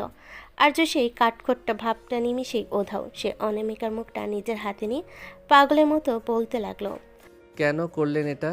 কেন আমার সামনে এলেন? অনামিকা, চোখ মেলুন। সিনিয়রের দায়িত্ব তো জুনিয়রকে বাঁচানো। আচ্ছা আর্য, এখন তো বলবে যে তুমি আমাকে ভালোবাসো। আর্যের চোখ দিয়ে প্রথমবারের মতো জল পড়ল। সে অনামিকার কপালে একটা দীর্ঘ চুমু দিয়ে বলল, আমি আপনাকে অনেক ভালোবাসি অনামিকা। আপনি ছাড়া আমি অসম্পূর্ণ। প্লিজ আমাকে ছেড়ে যাবেন না। পুলিশ এসে দিগন্ত আর অর্ণবকে নিয়ে গেল। অনামিকাকে হাসপাতালে নেওয়া হলো। ওর কপালে 3টা সেলাই পড়েছে, ব্যান্ডেজ মাথায় নিয়ে সে যখন কেবিনে শুয়ে আছে, আর্য পাশে বসে আপেল কাটছে। আর্য, আমার ব্যান্ডেজটা কি খুব বাজে লাগছে? আমি কি আর সুন্দরী নেই? আপনি একটা আস্ত পাগল। মাথার উপর পাহাড় ভেঙে পড়লেও আপনার রূপচর্চার চিন্তা গেল না। কেন যাবে না? এখন তো তুমি আমাকে ভালোবাসো বলে স্বীকার করেছো। এখন আমাকে সুন্দরী হতে হবে না। এখন থেকে আমি তোমাকে দিয়ে পা টিপে নেব, রান্না করাবো, আর সারা দিন আমাকে কিস করতে হবে। হ্যাঁ, সব করব। এমনকি আপনার ওই সিনিয়র তকমাটাও আমি মেনে নিলাম। মেনে নিলে? তবে এক্ষুনি একটা ডেমো দাও। নার্স আসার আগেই আমাকে একটা আদর করো তো। আর্য লজ্জে লাল হয়ে গেল। সে জানালার দিকে তাকিয়ে বলল, মা বাইরে দাঁড়িয়ে আছে অনামিকা। মা তো আমার দিকেই। মা চায় তার ছেলে একটু রোমান্টিক হোক। আসো না গো। আর্য অনিচ্ছা সত্ত্বেও নিচু হয়ে অনামিকার ঠোঁটে আলতো করে ঠোঁটে ছোঁয়া দিল। অনামিকা খিলখিল করে হেসে উঠল আর আর্য গাল টিপে দিল। আর্য আর অনামিকার এই যুদ্ধ তো শেষ হলো, কিন্তু অর্ণবের এই বিশ্বাসঘাতকতা কি অনামিকা ক্ষমা করতে পারবে? এভাবেই কেটে গেল কিছুদিন। সকালবেলা আর্য অফিসে কিছু ফাইল নিয়ে বসেছিল। দিগন্ত শিকদার জেলে যাওয়ার ওর প্রজেক্টগুলো এখন আর্যর হাতে। ঠিক তখনই অনামিকা রুমে ঢুকলো। পরনে একটা হালকা গোলাপি রঙের শাড়ি, চুলে ব্যান্ডেজটা এখনও আছে, কিন্তু তাতে ওর রূপ যেন আরও খুলেছে। অনামিকার হাতে দুটো বিমানের টিকিট। আর্য ফাইল থেকে চোখ না সরিয়ে বলে, টিকিট দিয়ে কি হবে? আমাদের তো এখন অনেক কাজ বাকি। অনামিকা আর্য ল্যাপটা সজোরে বন্ধ করে দিল। কাজ আমি বুঝি না। আমি জীবন বাঁচি রেখে আমার স্বামীকে বাঁচালাম, আর তুমি আমাকে একটা ট্রিপেও নিয়ে যাবে না? আমরা কাল বান্দরবন যাচ্ছি। বান্দরবান? এই ব্যান্ডেজ নিয়ে পাহাড়ে চড়বেন? আপনার কি বুদ্ধি শুদ্ধি একদম লোপ পেয়েছে?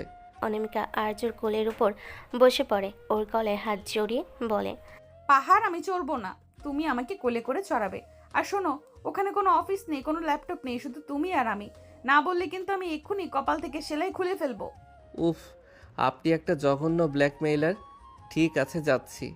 এবার তো কোল থেকে নামুন। মা দেখে ফেললে কি ভাববেন? বান্দরবনের নীলগিরিতে একটা আলিশান কটেজ বুক করেছে অনামিকা। পাহাড়ের চূড়ায় মেঘের আনাগোনা। আর্য চেয়েছিল একটু শান্তিতে পাহাড় দেখবে, কিন্তু অনামিকার ইচ্ছা ভিন্ন। সে আর্যকে দিয়ে হরেক রকমের ঢঙের ছবি তোলাতে ব্যস্ত। আর্য, এই অ্যাঙ্গেল থেকে একটা ফটো তুলো তো। এমনভাবে তুলবে যেন আমাকে মেঘের উপর দাঁড়িয়ে থাকা অপ্সরা লাগে।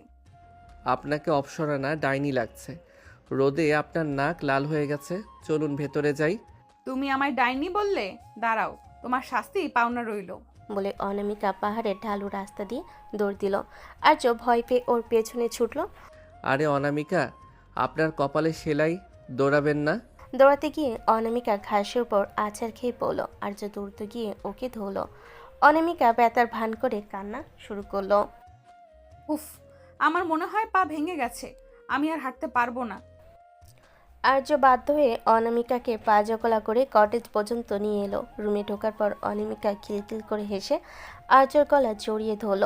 কেমন দিলাম? আমি জানতাম তুমি আমাকে কোলে না নিয়ে ছাড়বে না। জুনিয়রদের উপর সিনিয়রের এইটুকু জোর তো থাকেই। রাতের বেলা কটেজের বারান্দায় আর্য আর অনামিকা বসে আছে। চারিদিকে ঝিঝি পোকার ডাক আর কুয়াশার চাদর। অনামিকা আর্যর বুকের উপর মাথা রেখে শুয়ে আছে। অনামিকা, আপনি মাঝে মাঝে এত পাগলামি করেন কেন? মাঝে মাঝে আমার খুব ভয় হয় আপনাকে নিয়ে। অনামিকা আর্যর চোখের দিকে তাকিয়ে বলে, ভয় পাও না কেন? তুমি আছো না আমাকে সামলানোর জন্য। জানো আর্য, আমি সারা জীবন এমন একজনকেই চেয়েছিলাম যে আমার সব শাসন মুখ বুজে সহ্য করবে, আবার বিপদের সময় বাঘের মতো গর্জে উঠবে। আমি খুব লাকি যে তোমাকে পেয়েছি। অনামিকা আর্যর শার্টের বোতাম নিয়ে খেলা করতে করতে ওর কপালে একটা চুমু দিল। আর্য ভেতরে সেই কাঠখোট্টা ভাবটা গলে জল হয়ে গেল। সে অনামিকাকে শক্ত করে জড়িয়ে ধরল। আমিও হয়তো আপনাকে ছাড়া এত দূর আসতে পারতাম না। আপনার জেদি আমাকে বাঁচিয়ে রেখেছে। অনামিকা এবার আর্য ঠোঁটে আলতো করে কামড় দিল। আর্য শিহরিত হয়ে উঠল। অনামিকা ফিসফিস করে বলল, কাল তো আমাদের বাসর রাতটা ঠিকঠাক হয়নি, কিন্তু আজ কোনো অজুহাত চলবে না।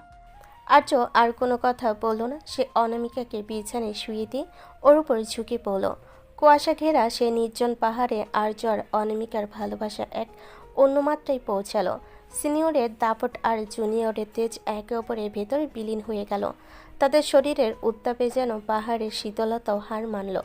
দীর্ঘক্ষণ ধরে চলা সেই গভীর ঘনিষ্ঠতায় অনামিকা বারবার আর্যর পিঠে নখ দিয়ে আঁচড় কাটছিল, আর আর্য ওর ঘাড়ে কাছে মুখ লুকিয়ে তপ্ত নিঃশ্বাস ফেলছিল। সকালবেলা আর্য যখন ঘুম ভাঙল সে দেখল অনামিকা নেই। ও ভয় পেয়ে গেল। বাইরে বেরিয়ে দেখল অনামিকা স্থানীয় পাহাড়িদের সাথে গোল হয়ে বসে মদ তৈরি প্রক্রিয়া দেখছে। অনামিকা, আপনি এখানে কি করছেন? আপনার মাথা কি আসলেও গেছে? অনামিকা একটা বাঁশের গ্লাস হাতে নিয়ে বলে, আর আরে আর্য এসো, এরা বলছে এই ড্রিঙ্কটা খেলে নাকি সব টেনশন দূর হয়ে যায়, একটু ট্রাই করো না। খবরদার, ওটা ছোবেন না। চলুন রুমে চলুন, আমরা আজই ঢাকা ফিরছি। আমি যাব না, আমার পাহাড় ভালো লেগেছে, আমি এখানে ঘর বাঁধবো। ঘর বাঁধবেন? খাবেন কি? পাহাড়ি জুম চাষ করবেন? চলুন বলছি। আর্য জোর করে অনামিকাকে কাঁধে তুলে নিয়ে রুমের দিকে হাঁটা দিল। অনামিকা পা ছুঁড়ে চিৎকার করতে লাগলো। ছাড়ো আমায়, আমি বড়, আমি সিনিয়র, তুমি আমাকে এভাবে কাঁধে নিতে পারো না। আর যদি বস তার হাজবেন্ডের উপর ডমিনেট করে? সিনিয়রের মেয়াদ শেষ, এখন থেকে সব আমার হুকুমে চলবে। ঢাকায় ফেরার পর আর্য আর অনামিকা যখন একসাথে অফিসে ঢুকলো সবাই অবাক। আর্য এখন অনামিকার অফিসের শুধু স্বামী নয়, সে এখন বোর্ড অফ ডিরেক্টরসের চেয়ারম্যান। অনামিকা নিজের কেবিনে বসে ফাইল দেখছিল। আর্য ঢুকে ওর চেয়ারটা ঘুরিয়ে দিল। ম্যাডাম, আজ থেকে অফিসে একটা নতুন নিয়ম চালু হয়েছে। কোনো বস তার স্টাফের ওপর ডমিনেট করতে পারবে না। আর যদি বস তার হাজবেন্ডের উপর ডমিনেট করে? তবে হাজব্যান্ড তাকে এই কেবিনেই লক করে রোম্যান্স করবে। অনামিকা হেসে আর্য টাই ধরে টেনে ওর কাছে টেনে নিল। ঠিক তখনই অর্ণবের ফোন এলো জেলখানা থেকে। অনামিকার মুখটা শক্ত হয়ে গেল। আর্য ফোন কেটে দিল। ওদের চ্যাপ্টার ক্লোজ অনামিকা, এখন শুধু আমরা আর আমাদের ভবিষ্যৎ। অনামিকা আর্যকে জড়িয়ে ধরে টুকরে কেঁদে উঠল। আর্যকে সান্ত্বনা দিয়ে নিজের বুকে আগলে রাখলো। সে জানলো এই তেজি সিনিয়র মেয়েটা আসলে ভেতরে ভেতরে খুব নরম, যাকে আগলে রাখার দায়িত্ব এখন শুধুই আর্যর। সকালবেলা আর্য আয়নার সামনে দাঁড়িয়ে টাই বাঁধছিল। আয়নায় দেখলো অনামিকা দরজায় হেলান দিয়ে দাঁড়িয়ে দুষ্টু হাসছে। ওর হাতে আর্য ফোনের চার্জার। চার্জারটা দিন অনামিকা, অফিসে দেরি হয়ে যাচ্ছে। আজ একটা বড় ফরেন ক্লায়েন্টের সাথে মিটিং আছে। অনামিকার চার্জারের তারটা আঙ্গুলে প্যাঁচাতে প্যাঁচাতে আর্যর কাছে এসে বলে, মিটিং তো দুপুর 1টায়, এখন মাত্র 10টা বাজে। এত তাড়াতাড়ি অফিসে গিয়ে কার সাথে ফ্লার্ট করার প্ল্যান করছো শুনি? তোমার এই নতুন সেক্রেটারি মেয়েটার সাথে? হ্যাঁ, সেক্রেটারি মেয়েটা আপনার নিজের অ্যাপয়েন্ট করা, আর আমি ওখানে কাজ করতে যাই, প্রেম করতে নয়। চার্জার দিন। দেব, যদি তুমি আমার একটা শর্ত মানো। আজ অফিসে তুমি আমার কেবিনে বসে কাজ করবে, আমি সিসিটিভিতে সারাক্ষণ তোমাকে দেখতে চাই। আপনি কি পাগল? অফিসের লোক হাসাহাসি করবে, আমি আপনার আঁচল ধরার স্বামী হয়ে থাকতে পারবো না। দিন বলছি। আর্য চার্জারটা কেড়ে নিতে গেল, কিন্তু অনামিকা চট করে চার্জারটা নিজের নাইটির ভেতর লুকিয়ে ফেলল। আর্য থমকে গেল। অনামিকা ভ্রু নাচিয়ে বলল, নাও, হিম্মত থাকলে বের করে নাও।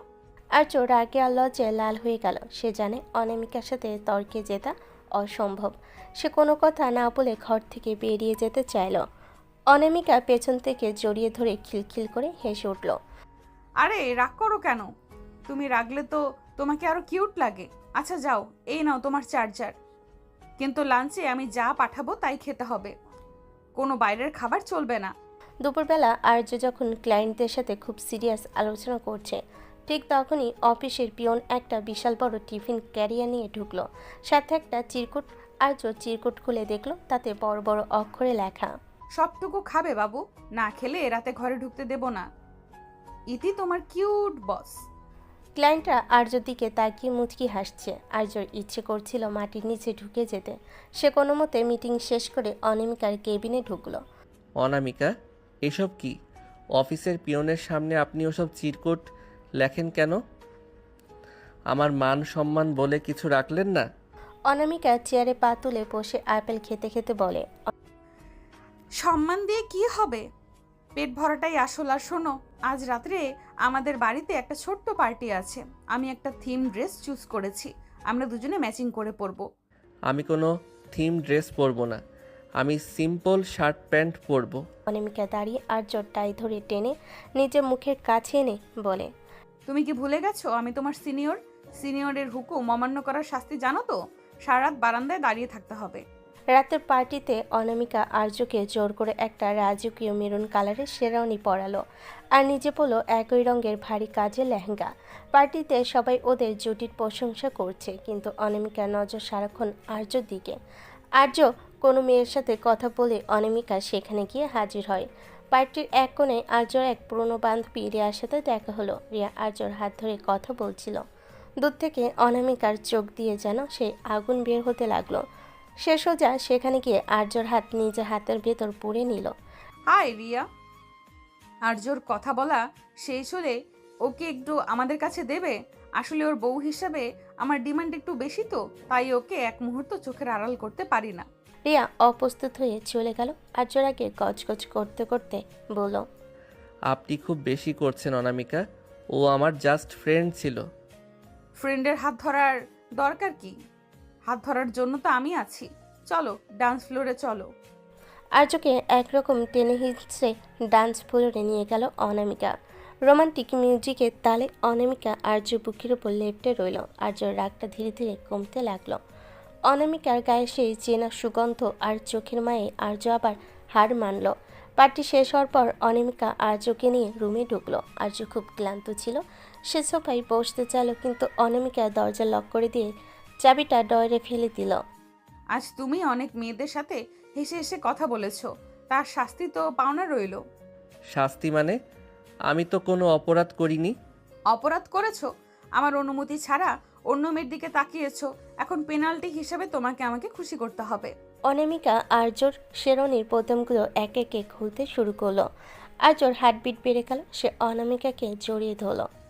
আপনি আসলেও একটা জাদুকরী মেয়ে, সারাদিন জ্বালান, আবার রাতেই সব রাগ জল করে দেন। অনামিকা আর্যর কানে কামড় দিয়ে বলে, সিনিয়র বলে কথা, বাগে আনার টেকনিক তো জানতেই হবে। সে রাতে অনামিকার রোমান্টিক পাগলামি সব সীমা ছাড়িয়ে গেল। আর্যর শরীরের প্রতিটি কোষে অনামিকা নিজের অধিকারের ছাপ এঁকে দিল। দীর্ঘক্ষণ ধরে চলা সেই গভীর ঘনিষ্ঠতায় আর্য সব বিরক্তি আর ক্লান্তি ধুয়ে মুছে গেল। সে বুঝতে পারল অনামিকা যতই পাগলামি করুক, এই পাগলামিটাই আর্যর জীবনের সব থেকে বড় প্রাপ্তি। রাত ৩টে। আর্য যখন গভীর ঘুমে, অনামিকা তখন আর্যর ল্যাপটপটা খুলে বসেছে। সে আর্যর ফেসবুক আর হোয়াটসঅ্যাপ চেক করছে। হঠাৎ একটা মেসেজ দেখে অনামিকার ভুরু কুঁচকে গেল।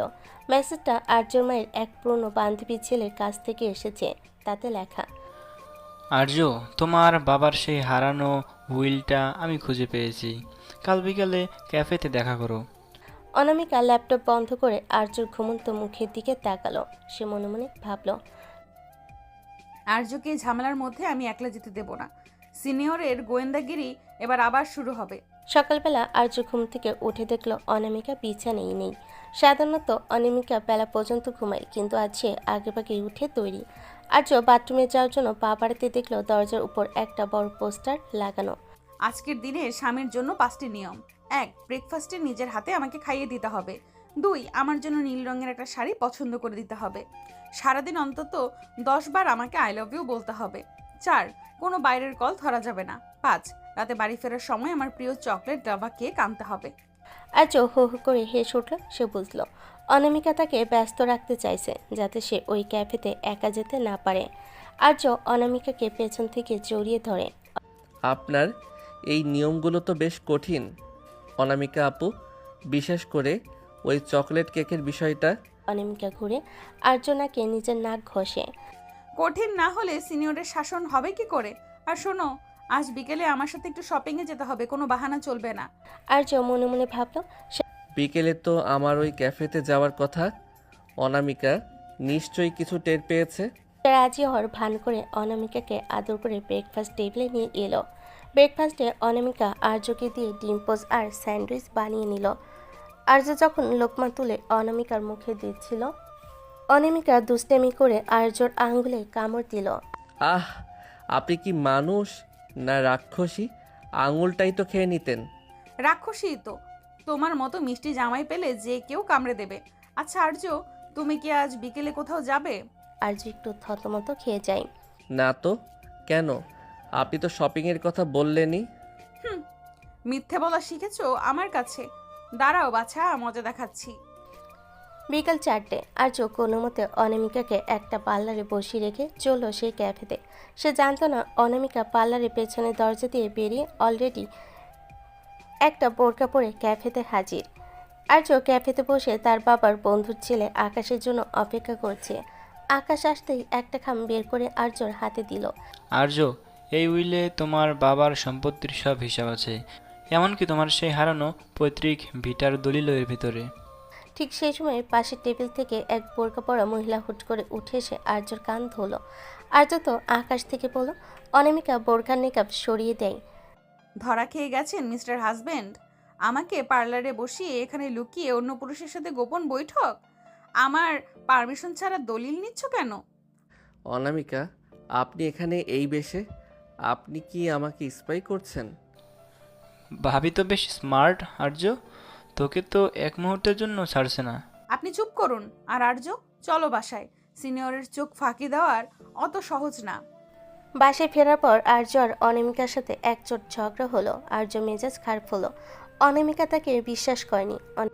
আপনি আমার পার্সোনাল স্পেসে কেন ঢুকছেন অনামিকা? আমার বাবার উইলের ব্যাপার আমি হ্যান্ডেল করতে পারি। আমি শুধু তোমাকে প্রোটেক্ট করতে চেয়েছিলাম আর্য। অর্ণবার দিগন্ত শিকদার এখনো তলে তলে কলকাঠি নাড়ছে। আমি তোমাকে একলা ছাড়তে ভয় পাই। অনামিকার কান্না দেখে আর্যর রাগ পানি হয়ে গেল। সে অনামিকাকে কাছে টেনে নিল। অনামিকা আর্যর বুকের বোতাম খুলতে খুলতে বলল, শাস্তি হিসেবে আজ তোমাকে নীল শাড়িটা আমাকে পরিয়ে দিতে হবে। আর উইলের ফাইলটা আমি কাল চেক করব। আর্য হেসে দিল। সে আলমারি থেকে নীল শাড়ি বের করে অনামিকাকে পরিয়ে দিতে শুরু করলো। শাড়ি পরানোর ওসিলায় আর্য অনামিকার উন্মুক্ত কোমরে হাত রাখতে অনামিকা শিউরে উঠল। শাড়ি পরানো তো অনেক কঠিন কাজ, এর জন্য তো একটা বড় পুরস্কার পাওয়া উচিত। পুরস্কার তো পাবেই, তবে আগে কুচিগুলো ঠিক করো। আর্য অনামিকাকে নিজের কাছে টেনে নিয়ে নিবিড়ভাবে কিস করতে লাগলো। নীল শাড়িতে অনামিকাকে তখন নীলপরির মতো লাগছিল। সেই রাতে উইলের রহস্য ছাপিয়ে জয় হলো ওদের ভালোবাসার। আর্য বুঝতে পারলো অনামিকা যতই পাগলামি করুক, ওরেই গোয়েন্দাগিরির পেছনে আছে আর্যকে হারানোর ভয়ে। পরদিন সকালে আর্য আর অনামিকা মিলে উইলটা খুলো। সেখানে লেখা ছিল, আমার সম্পত্তির অর্ধেক আর্যর আর বাকি অর্ধেক সেই মেয়ের যে আর্যকে তার সব বিপদে আগলে রাখবে এবং যাকে আর্য মন থেকে ভালোবাসবে। অনামিকা উইলটা পরে হাসতে হাসতে বিছানায় গড়াগড়ি খেতে লাগলো। দেখেছো, তোমার বাবাও জানতেন আমি আসব। এখন তো আমি অফিসিয়ালি তোমার অর্ধেক সম্পত্তির মালকিন। এখন থেকে তোমার সব টাকা আমার। টাকা তো আপনারই ছিল অনামিকা ম্যাম, আপনি তো জোর করে আমাকেই কিনে নিয়েছেন। কিনে নিয়েছি মানে? আমি তো তোমাকে লিজে নিয়েছি সারা জীবনের জন্য। এখন চলো ওই পৈতৃক ভিটা দেখতে যাব। ওখানে গিয়ে আমরা আবার নতুন করে বাসর করব। সকালবেলা আর্য তৈরি হয়ে জিপ গাড়িতে উঠতে যাবে। ঠিক তখনই অনামিকা রাজকীয় এক সাজে বারান্দায় এসে দাঁড়ালো। পরনে লাল পাড়, সাদা শাড়ি, কপালে বড় লাল টিপ আর হাতে একগুচ্ছ কাছের চুড়ি। ওকে দেখে মনে হচ্ছে 80 দশকের কোনো বনেদি বাড়ির বউ। অনামিকা, আমরা কোনো শুটিংয়ে যাচ্ছি না, আমরা একটা পুরনো ভাঙা বাড়ি উদ্ধার করতে যাচ্ছি। এই ভারী শাড়ি পরে আপনি ওখানে হাঁটবেন কি করে? অনামিকা নিচে নেমে এসে আর্যর হাত ধরে, হাঁটবো না তো তুমি আমায় কোলে তুলে নেবে। আর শোনো, ওই বাড়ির আসল মালিকের বউ আমি, তাই এন্ট্রিটা হতে হবে একদম রাজকীয়। চলো। আর্য দীর্ঘশ্বাস ফেলে গাড়ি স্টার্ট দিল। অনামিকা গাড়িতে সারা রাস্তা আর্যকে এটা সেটা খাইয়ে দিচ্ছে আর গান গাইছে। আর্যর বিরক্তি লাগলো অনামিকার ওই উচ্ছল হাসি দেখে। সে আর কিছুই বলতে পারল না। পুরান ঢাকার সেই সংকীর্ণ গলির ভেতরে গাড়িটা, চারিদিকে লতাপাতা আর শ্যাওলা জমে আছে। গেটের সামনে আসতেই দেখা গেল দুজন লাঠিয়াল গাড়িটা পাহারা দিচ্ছে। ওরা দিগন্ত শিকদারের পুরনো লোক। এই যে বাবু, কার বাড়ি ঢুকে পড়েছেন? এটা এখন শেখদার সাহেবের সম্পত্তি, যান নিয়ে পালান। আর্যর রক্ত মাথায় চড়ে গেল। সে কিছু বলার আগেই অনামিকা গাড়ির হর্ন বাজাতে বাজাতে নিচে নামলো। এই যে 2 পয়সার গুন্ডারা, তোদের শিকদার সাহেব এখন জেলের ঘানি টানছে। এই নে আদালতের নোটিশ আর উইলের কপি। আর যদি এক পা এগিয়েছিস তবে তোদের হাড়গোড় ভেঙে এই ড্রেনে ফেলে দেব। অনামিকার এমন তেজি রূপ দেখে লাঠিয়ালটা থমকে গেল।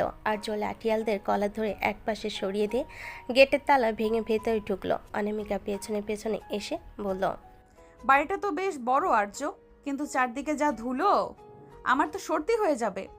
আমি বলেছিলাম না আপনাকে আসতে হবে না, এখন দাঁড়িয়ে থাকুন, আমি ভেতরটা চেক করে আসছি। কাভি নেহি, আমি তোমাকে একলা ছাড়ছি না। বাড়ির ভেতরে ঢুকে আর্য সোজা তার বাবার লাইব্রেরি ঘরে গেল। পুরনো আস্তরণ সরাতে এক গোপন লকার দেখতে পেল। আর্য পাসওয়ার্ড দেওয়ার চেষ্টা করছে কিন্তু খুলছে না। অনামিকা আর্যর কাঁধে থুতনি রেখে বলে, পাসওয়ার্ড কি তোমার জন্ম তারিখ নাকি তোমার মার? সব ট্রাই করেছি, হচ্ছে না। আমার বিয়ের তারিখটা দিয়ে দেখো তো। তোমার বাবা হয়তো জানতে নেই পাসওয়ার্ডটা শুধু তোমার বউই খুলতে পারবে। আর্য হেসে অনামিকার কথা মতো ওদের বিয়ের তারিখ প্রেস করলো। টুম করে শব্দ হয়ে লকারটা খুলে গেল। আর্য আর অনামিকা দুজনে স্তম্ভিত। ভেতরে এক গাদা সোনার গহনা আর একটা ডায়েরিতে লেখা আছে দিগন্ত শিকদার কিভাবে আর্যর বাবার খাবারে বিষ মিশিয়েছিল এবং অর্ণব কিভাবে সেই ডিলটা সাকসেসফুল করেছিল। আর্য ডায়েরিটা বুকে চেপে ধরে। পেয়েছি, আজ আমার বাবার খুনের সব প্রমাণ আমার হাতে। দিগন্ত আর অর্ণব এবার আর রক্ষা পাবে না। অনামিকা আর্যর হাত শক্ত করে ধরল। ওর চোখেও জল। আমি সাথে আছি আর্য, সব সময়। হঠাৎ অনামিকার মুড চেঞ্জ হয়ে গেল। সে আর্যর দিকে তাকিয়ে বলল, আচ্ছা আর্য, এই লাইব্রেরিটা বেশ রোমান্টিক না? চারদিকে পুরনো বইয়ের ঘ্রাণ আর আবছা আলো। একটা কিস করো না। অনামিকা, আমরা এখানে খুনের প্রমাণ খুঁজছি আর আপনার মাথায় কিস ঘুরছে। খুনের প্রমাণ তো পেয়ে গেছো, এখন একটু বউয়ের খেয়াল রাখো। দেখো ধুলায় তোমার শাড়িটা নষ্ট হয়ে গেছে। অনামিকা আর্যর সাথে কলার ধরে নিচের দিকে টেনে নিল। আর্য আর নিজেকে সামলাতে পারল না। সেই ধুলোমাখা পূর্ণ লাইব্রেরিতে বাবার স্মৃতিমাখা ঘরের মাঝখানে সে অনামিকার ঠোঁটে নিবিড়ভাবে হারিয়ে গেল। সিনিয়রের সেই জেদি ভালোবাসা আর্য সব দুঃখ ভুলিয়ে দিল। আর্য সন্ধ্যায় ঠিক করলো তারা আজ রাতে বাড়িটা পরিষ্কার করে এখানে থাকবে। মাকেও ফোন করে জানিয়ে দিল। অনামিকা নিজের হাতে একটা ঘর পরিষ্কার করলো। সে মোমবাতি জ্বালিয়ে সারা ঘর সাজালো। বিদ্যুৎ নেই এখানে, আপনি মোমবাতি জ্বালিয়ে বসে আছেন। বিদ্যুৎ দিয়ে কি হবে? আজ আমরা মোমবাতির আলোয় ডিনার করব। আর শোনো, আজ কিন্তু আমি মেঝেতে ঘুমাবো না। তুমি আমাকে তোমার কোলের উপর নিয়ে বসে থাকবে। আপনি আসলেই একটা পাগলি। আচ্ছা ঠিক আছে, আপনার কথাই সই। আজও মেঝেতে একটা চাদর বিছালো। অনামিকা আর্যর বুকে মাথা রেখে শুয়ে পড়ল। বাইরে ঝিঝিপকার ডাক আর ভেতরে মোমবাতির আলো। অনামিকা আর্যর আঙ্গুল নিয়ে খেলতে খেলতে বলল, আর যে বাড়িটা আমরা আবার আগের মতো করব। এখানে আমাদের ছোট ছোট বাচ্চারা খেলবে। আর্য অনামিকার কপালে চুমু দিয়ে বলে, বাচ্চাদের কথা পরে হবে, আগে এই সিনিয়র বউকে সামলাই। আর্য অনামিকাকে নিজেদের সাথে পিষে ধরল। সেই রাতে পুরনো প্রাসাদের দেওয়ালে দেওয়ালে অনুরণিত হলো ওদের ভালোবাসার শব্দ। অনামিকার আদিম নেশা আর আর্য দীর্ঘদিনে জমে থাকা আবেগ এক হয়ে মিশে গেল। দীর্ঘক্ষণ ধরে চলা সেই ঘনিষ্ঠতায় অনামিকা বারবার আর্যর নাম ধরে ডাকছিল, যেন সে আর্যকে নিজের আত্মার ভেতর গেঁথে নিতে চায়। ভোরবেলা যখন আর্যর ঘুম ভাঙল, সে দেখল গেটের বাইরে কয়েকটা কালো গাড়ি এসে দাঁড়িয়েছে। গাড়ি থেকে নামলো দিগন্ত শিকদারের সেই বড় ছেলে, যে বিদেশ থেকে ফিরেছে তার বাবার প্রতিশোধ নিতে। অনামিকা তৈরি হয়ে নিন, আসল লড়াই এবার শুরু হতে যাচ্ছে। অনামিকা চোখ মুছে শাড়ির আঁচলটা কোমরে শক্ত করে বাঁধল। আমি রেডি আর্য। সিনিয়রের সামনে দিয়ে যেতে হলে ওদের আগে আমাদের সাথে লড়তে হবে। গেটের বাইরে কালো গাড়ির পহর দেখে আর্য দ্রুত ডায়েরিটা নিজের হুডির ভেতর লুকিয়ে নিল। অনামিকা তখন ওর অগোছালো শাড়িটা ঠিক করে আর্যর পাশে এসে দাঁড়িয়েছে। ওর চোখে এখন আর সেই রোমান্টিক নেশা নেই, আছে শিকারী বাঘিনী ক্ষিপ্ততা। অনামিকা, আপনি পেছনের দরজা দিয়ে বের হয়ে যান। জাওয়াদ খুব বিপজ্জনক, ও ওর বাবার চেয়েও নিষ্ঠুর। একদম চুপ। আমি তোমাকে আগেও বলেছি, সিনিয়রের সাথে কোনো জুনিয়র বলি হতে পারে না। আমি কোথাও যাচ্ছি না। চলো দেখি ওই বিলেতি কুত্তা কত বড় শিকারী। জাওয়াদের হাতে একটা বেসবল ব্যাট। সে সশব্দে দরজার লাথি মেরে ভেতরে ঢুকলো।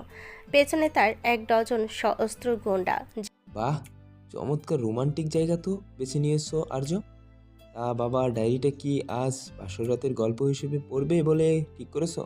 ডায়েরিটা তোর বাবার পাপের দলিল জাওয়াত। এটা এখন পুলিশের হাতে যাবে। তুই এখান থেকে ফিরে যা, নয়তো তোর কপালেও তোর বাবার মতো জেলের ভাত জুটবে। পুলিশ? পুলিশ আসার আগে এই পুরনো বাড়ির তোর এই সুন্দরী বউয়ের খবর হবে। গাড়িটা দে, নয়তো তোর সামনেই অনামিকাকে তুলে নিয়ে যাব।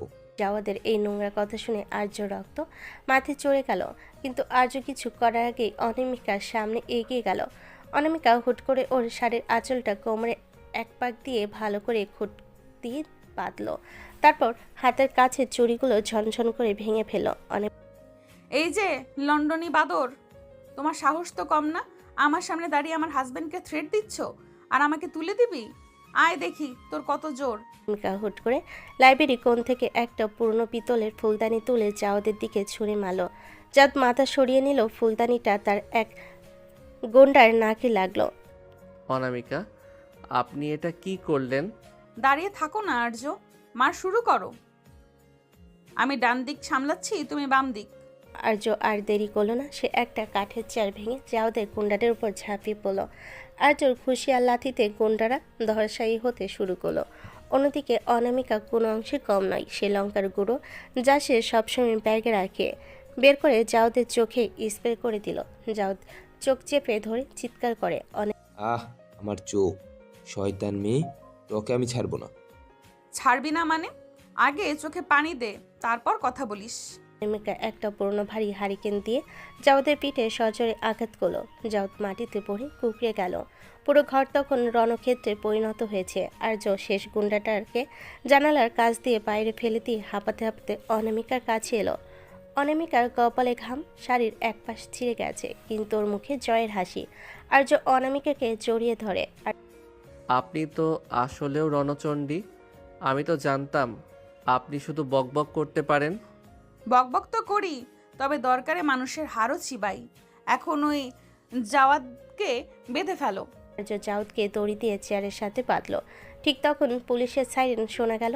আর্য সেই গোপন সোর্স পুলিশ নিয়ে হাজির হয়েছে। জাওয়াদ আর তার দলবলকে পুলিশ ভ্যানে তোলা হলো। পুলিশ চলে যাওয়ার পর আর্য আর অনামিকা বিধ্বস্ত অবস্থায় সেই লাইব্রেরি মেঝেতে বসে পড়ল। আর্য অনামিকার মুখটা নিজের হাতে তালুর মধ্যে নিয়ে ওর কপালে একটা দীর্ঘ চুমু দিল। থ্যাংক ইউ অনামিকা, আপনি আজ না থাকলে হয়তো আমি নিজেকে সামলাতে পারতাম না। আবার থ্যাংক ইউ? আমি কি তোমার বাইরের কেউ? সিনিয়রের সম্মান তো জুনিয়রকেই রক্ষা করতে হবে। আচ্ছা আর্য, আমার খুব পানির পিপাসা পেয়েছে।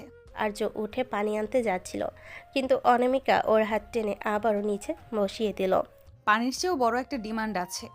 আজ তুমি আমায় কথা দিয়েছিলে না, এই বাড়িতে আমরা আবার বাসর করব? কাজ তো শেষ, এখন কথা রাখো। এই অবস্থায় আপনার গায়ে তো ধুলোবালি, কপালে চোট। ধুলোবালি সই, আজ এই বিজয়ের রাতে আমি তোমাকে এক মুহূর্তের জন্যও ছাড়বো না।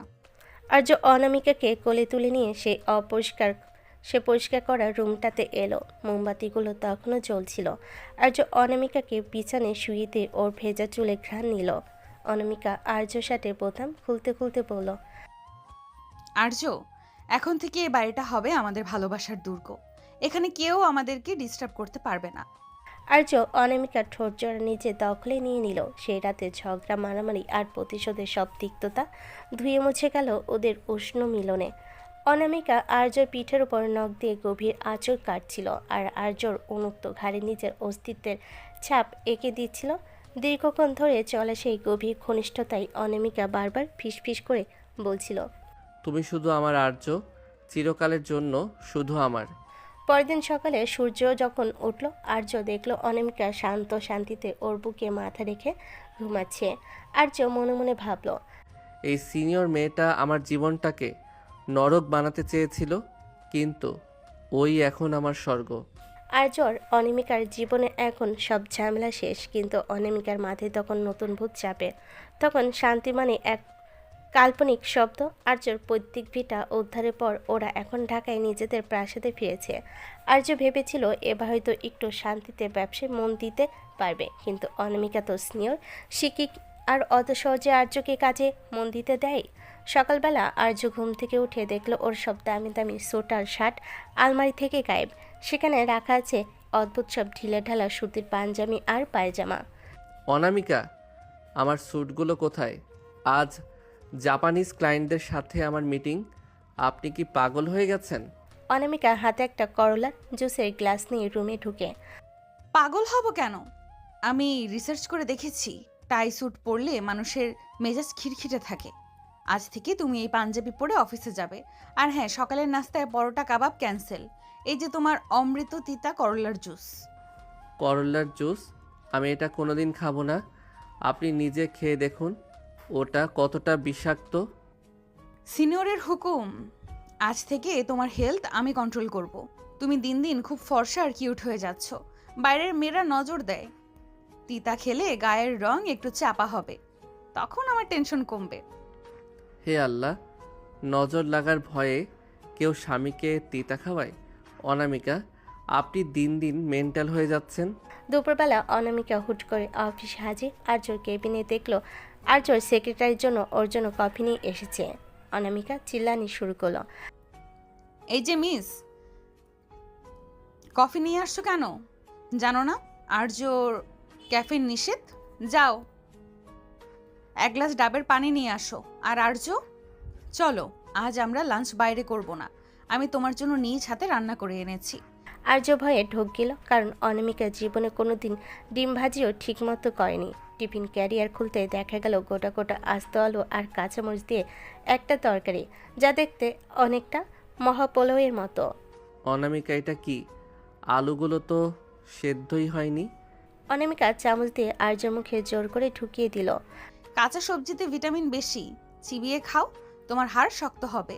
আর্য কোনো মতে গিলল আর মনে মনে ভাবল, দিগন্ত শিকদারের মায়ের চেয়েও এই রান্না অনেক বেশি যন্ত্রণাদায়ক। রাতে আর্য খুব ক্লান্ত হয়ে ল্যাপটপে কাজ করছিল। অনামিকা এসেও হুট করে ল্যাপটপটা কেড়ে নিয়ে খাটের তলে ছুঁড়ে দিল। আরে, আমার জরুরি প্রেজেন্টেশন ছিল ওটা। কোনো প্রেজেন্টেশন চলবে না, আজ আমাদের মুভি নাইট। আমরা হিমশৈল মুভিটা দেখব। ওটা তো একটা স্যাড মুভি, আপনি তো সারাক্ষণ কাঁদবেন। কাঁদলে তুমি আমায় মুছিয়ে দেবে। আর শোনো, মুভি দেখার সময় তুমি আমাকে পিঠে চড়িয়ে সারা ঘর ঘুরবে। আপনি কি ছোট বাচ্চা? আমি ঘোড়া হব কেন? জুনিয়র হিসেবে সিনিয়রের মনোরঞ্জন করা তোমার দায়িত্ব না? ওঠো বলছি। অগত্যা আর্য অনামিকাকে পিঠে নিয়ে সারা ঘর ঘুরল। অনামিকা ওর কান টানছে আর হাসছে। একসময় আর্য ক্লান্ত হয়ে বিছানায় ধপাস করে পড়ল। অনামিকা ওর ওপর চড়ে বসে ওর পাঞ্জাবির বোতামগুলো খুলতে লাগলো। অনামিকা, প্লিজ, আজ খুব টায়ার্ড, কাল অফিস আছে। অনামিকা আর্যনাকে একটা কামড় দিয়ে বলল, অফিস তো রোজই থাকে, কিন্তু সিনিয়রের ডিমান্ড তো রোজ পূরণ হয় না। আজ তোমার নিস্তার নেই। অনামিকা আর্য বুকের পশম নিয়ে খেলা করতে করতে ওর ঠোঁট নিবিড়ভাবে মিশে গেল। আর্য সব ক্লান্তি নিমেষেই উবে গেল। অনামিকার সেই মাদকতাময় পাগলামিতে আর্য নিজেকে সঁপে দিল। ঘরের এসি তখন 16 ডিগ্রিতে, কিন্তু ওদের শরীরে উত্তাপে যেন ঘরটা জ্বলছে। আর্য, তুমি কি জানো, তুমি যখন রাগ করো তখন তোমাকে আরো বেশি ভালোবাসতে ইচ্ছে করে। আমি জানি, আপনার এই পাগলামি না থাকলে আমার জীবনটা একদম পাঞ্চে হয়ে যেত। আপনি আমার সেই দজ্জাল সিনিয়র, যাকে ছাড়া আমি এক মুহূর্তও চলতে পারি না। সেই রাতে ওদের ঘনিষ্ঠতা এক নতুন উচ্চতায় পৌঁছালো। অনামিকার সেই অধিকারবোধ আর আর্যর আত্মসমর্পণ মিলেমিশে একাকার হয়ে গেল। সকালবেলা আর্য ঘুম থেকে উঠে দেখল ও ডান হাতে একটা মেহেদি দিয়ে বড় করে লেখা প্রপার্টি অফ অনামিকা। অনামিকা, এটা কি করেছেন? আমি কি আপনার জমি যে সাইনবোর্ড লাগিয়ে দিলেন? বউয়ের জমিই তো, যাতে অফিসে গিয়ে কোনো মেয়ে তোমার হাত ধরলে বুঝতে পারে এটার মালিক অলরেডি বুকড। আর্য আর কিছু বলল না। সে বুঝলো এই মেয়ের সাথে লড়াই করে জেতা অসম্ভব। সে অনামিকাকে আবার জড়িয়ে ধরে বিছানায় শুয়ে দিল। ঠিক আছে, আমি প্রপার্টি হয়েই থাকব, কিন্তু এই প্রপার্টির ট্যাক্স হিসেবে এখন আপনাকে আমার জন্য চা বানিয়ে আনতে হবে। অনামিকা খিলখিল করে হেসে উঠল। এভাবেই চলতে থাকলো জুনিয়র বর আর সিনিয়র বউয়ের প্রেম কাহিনী।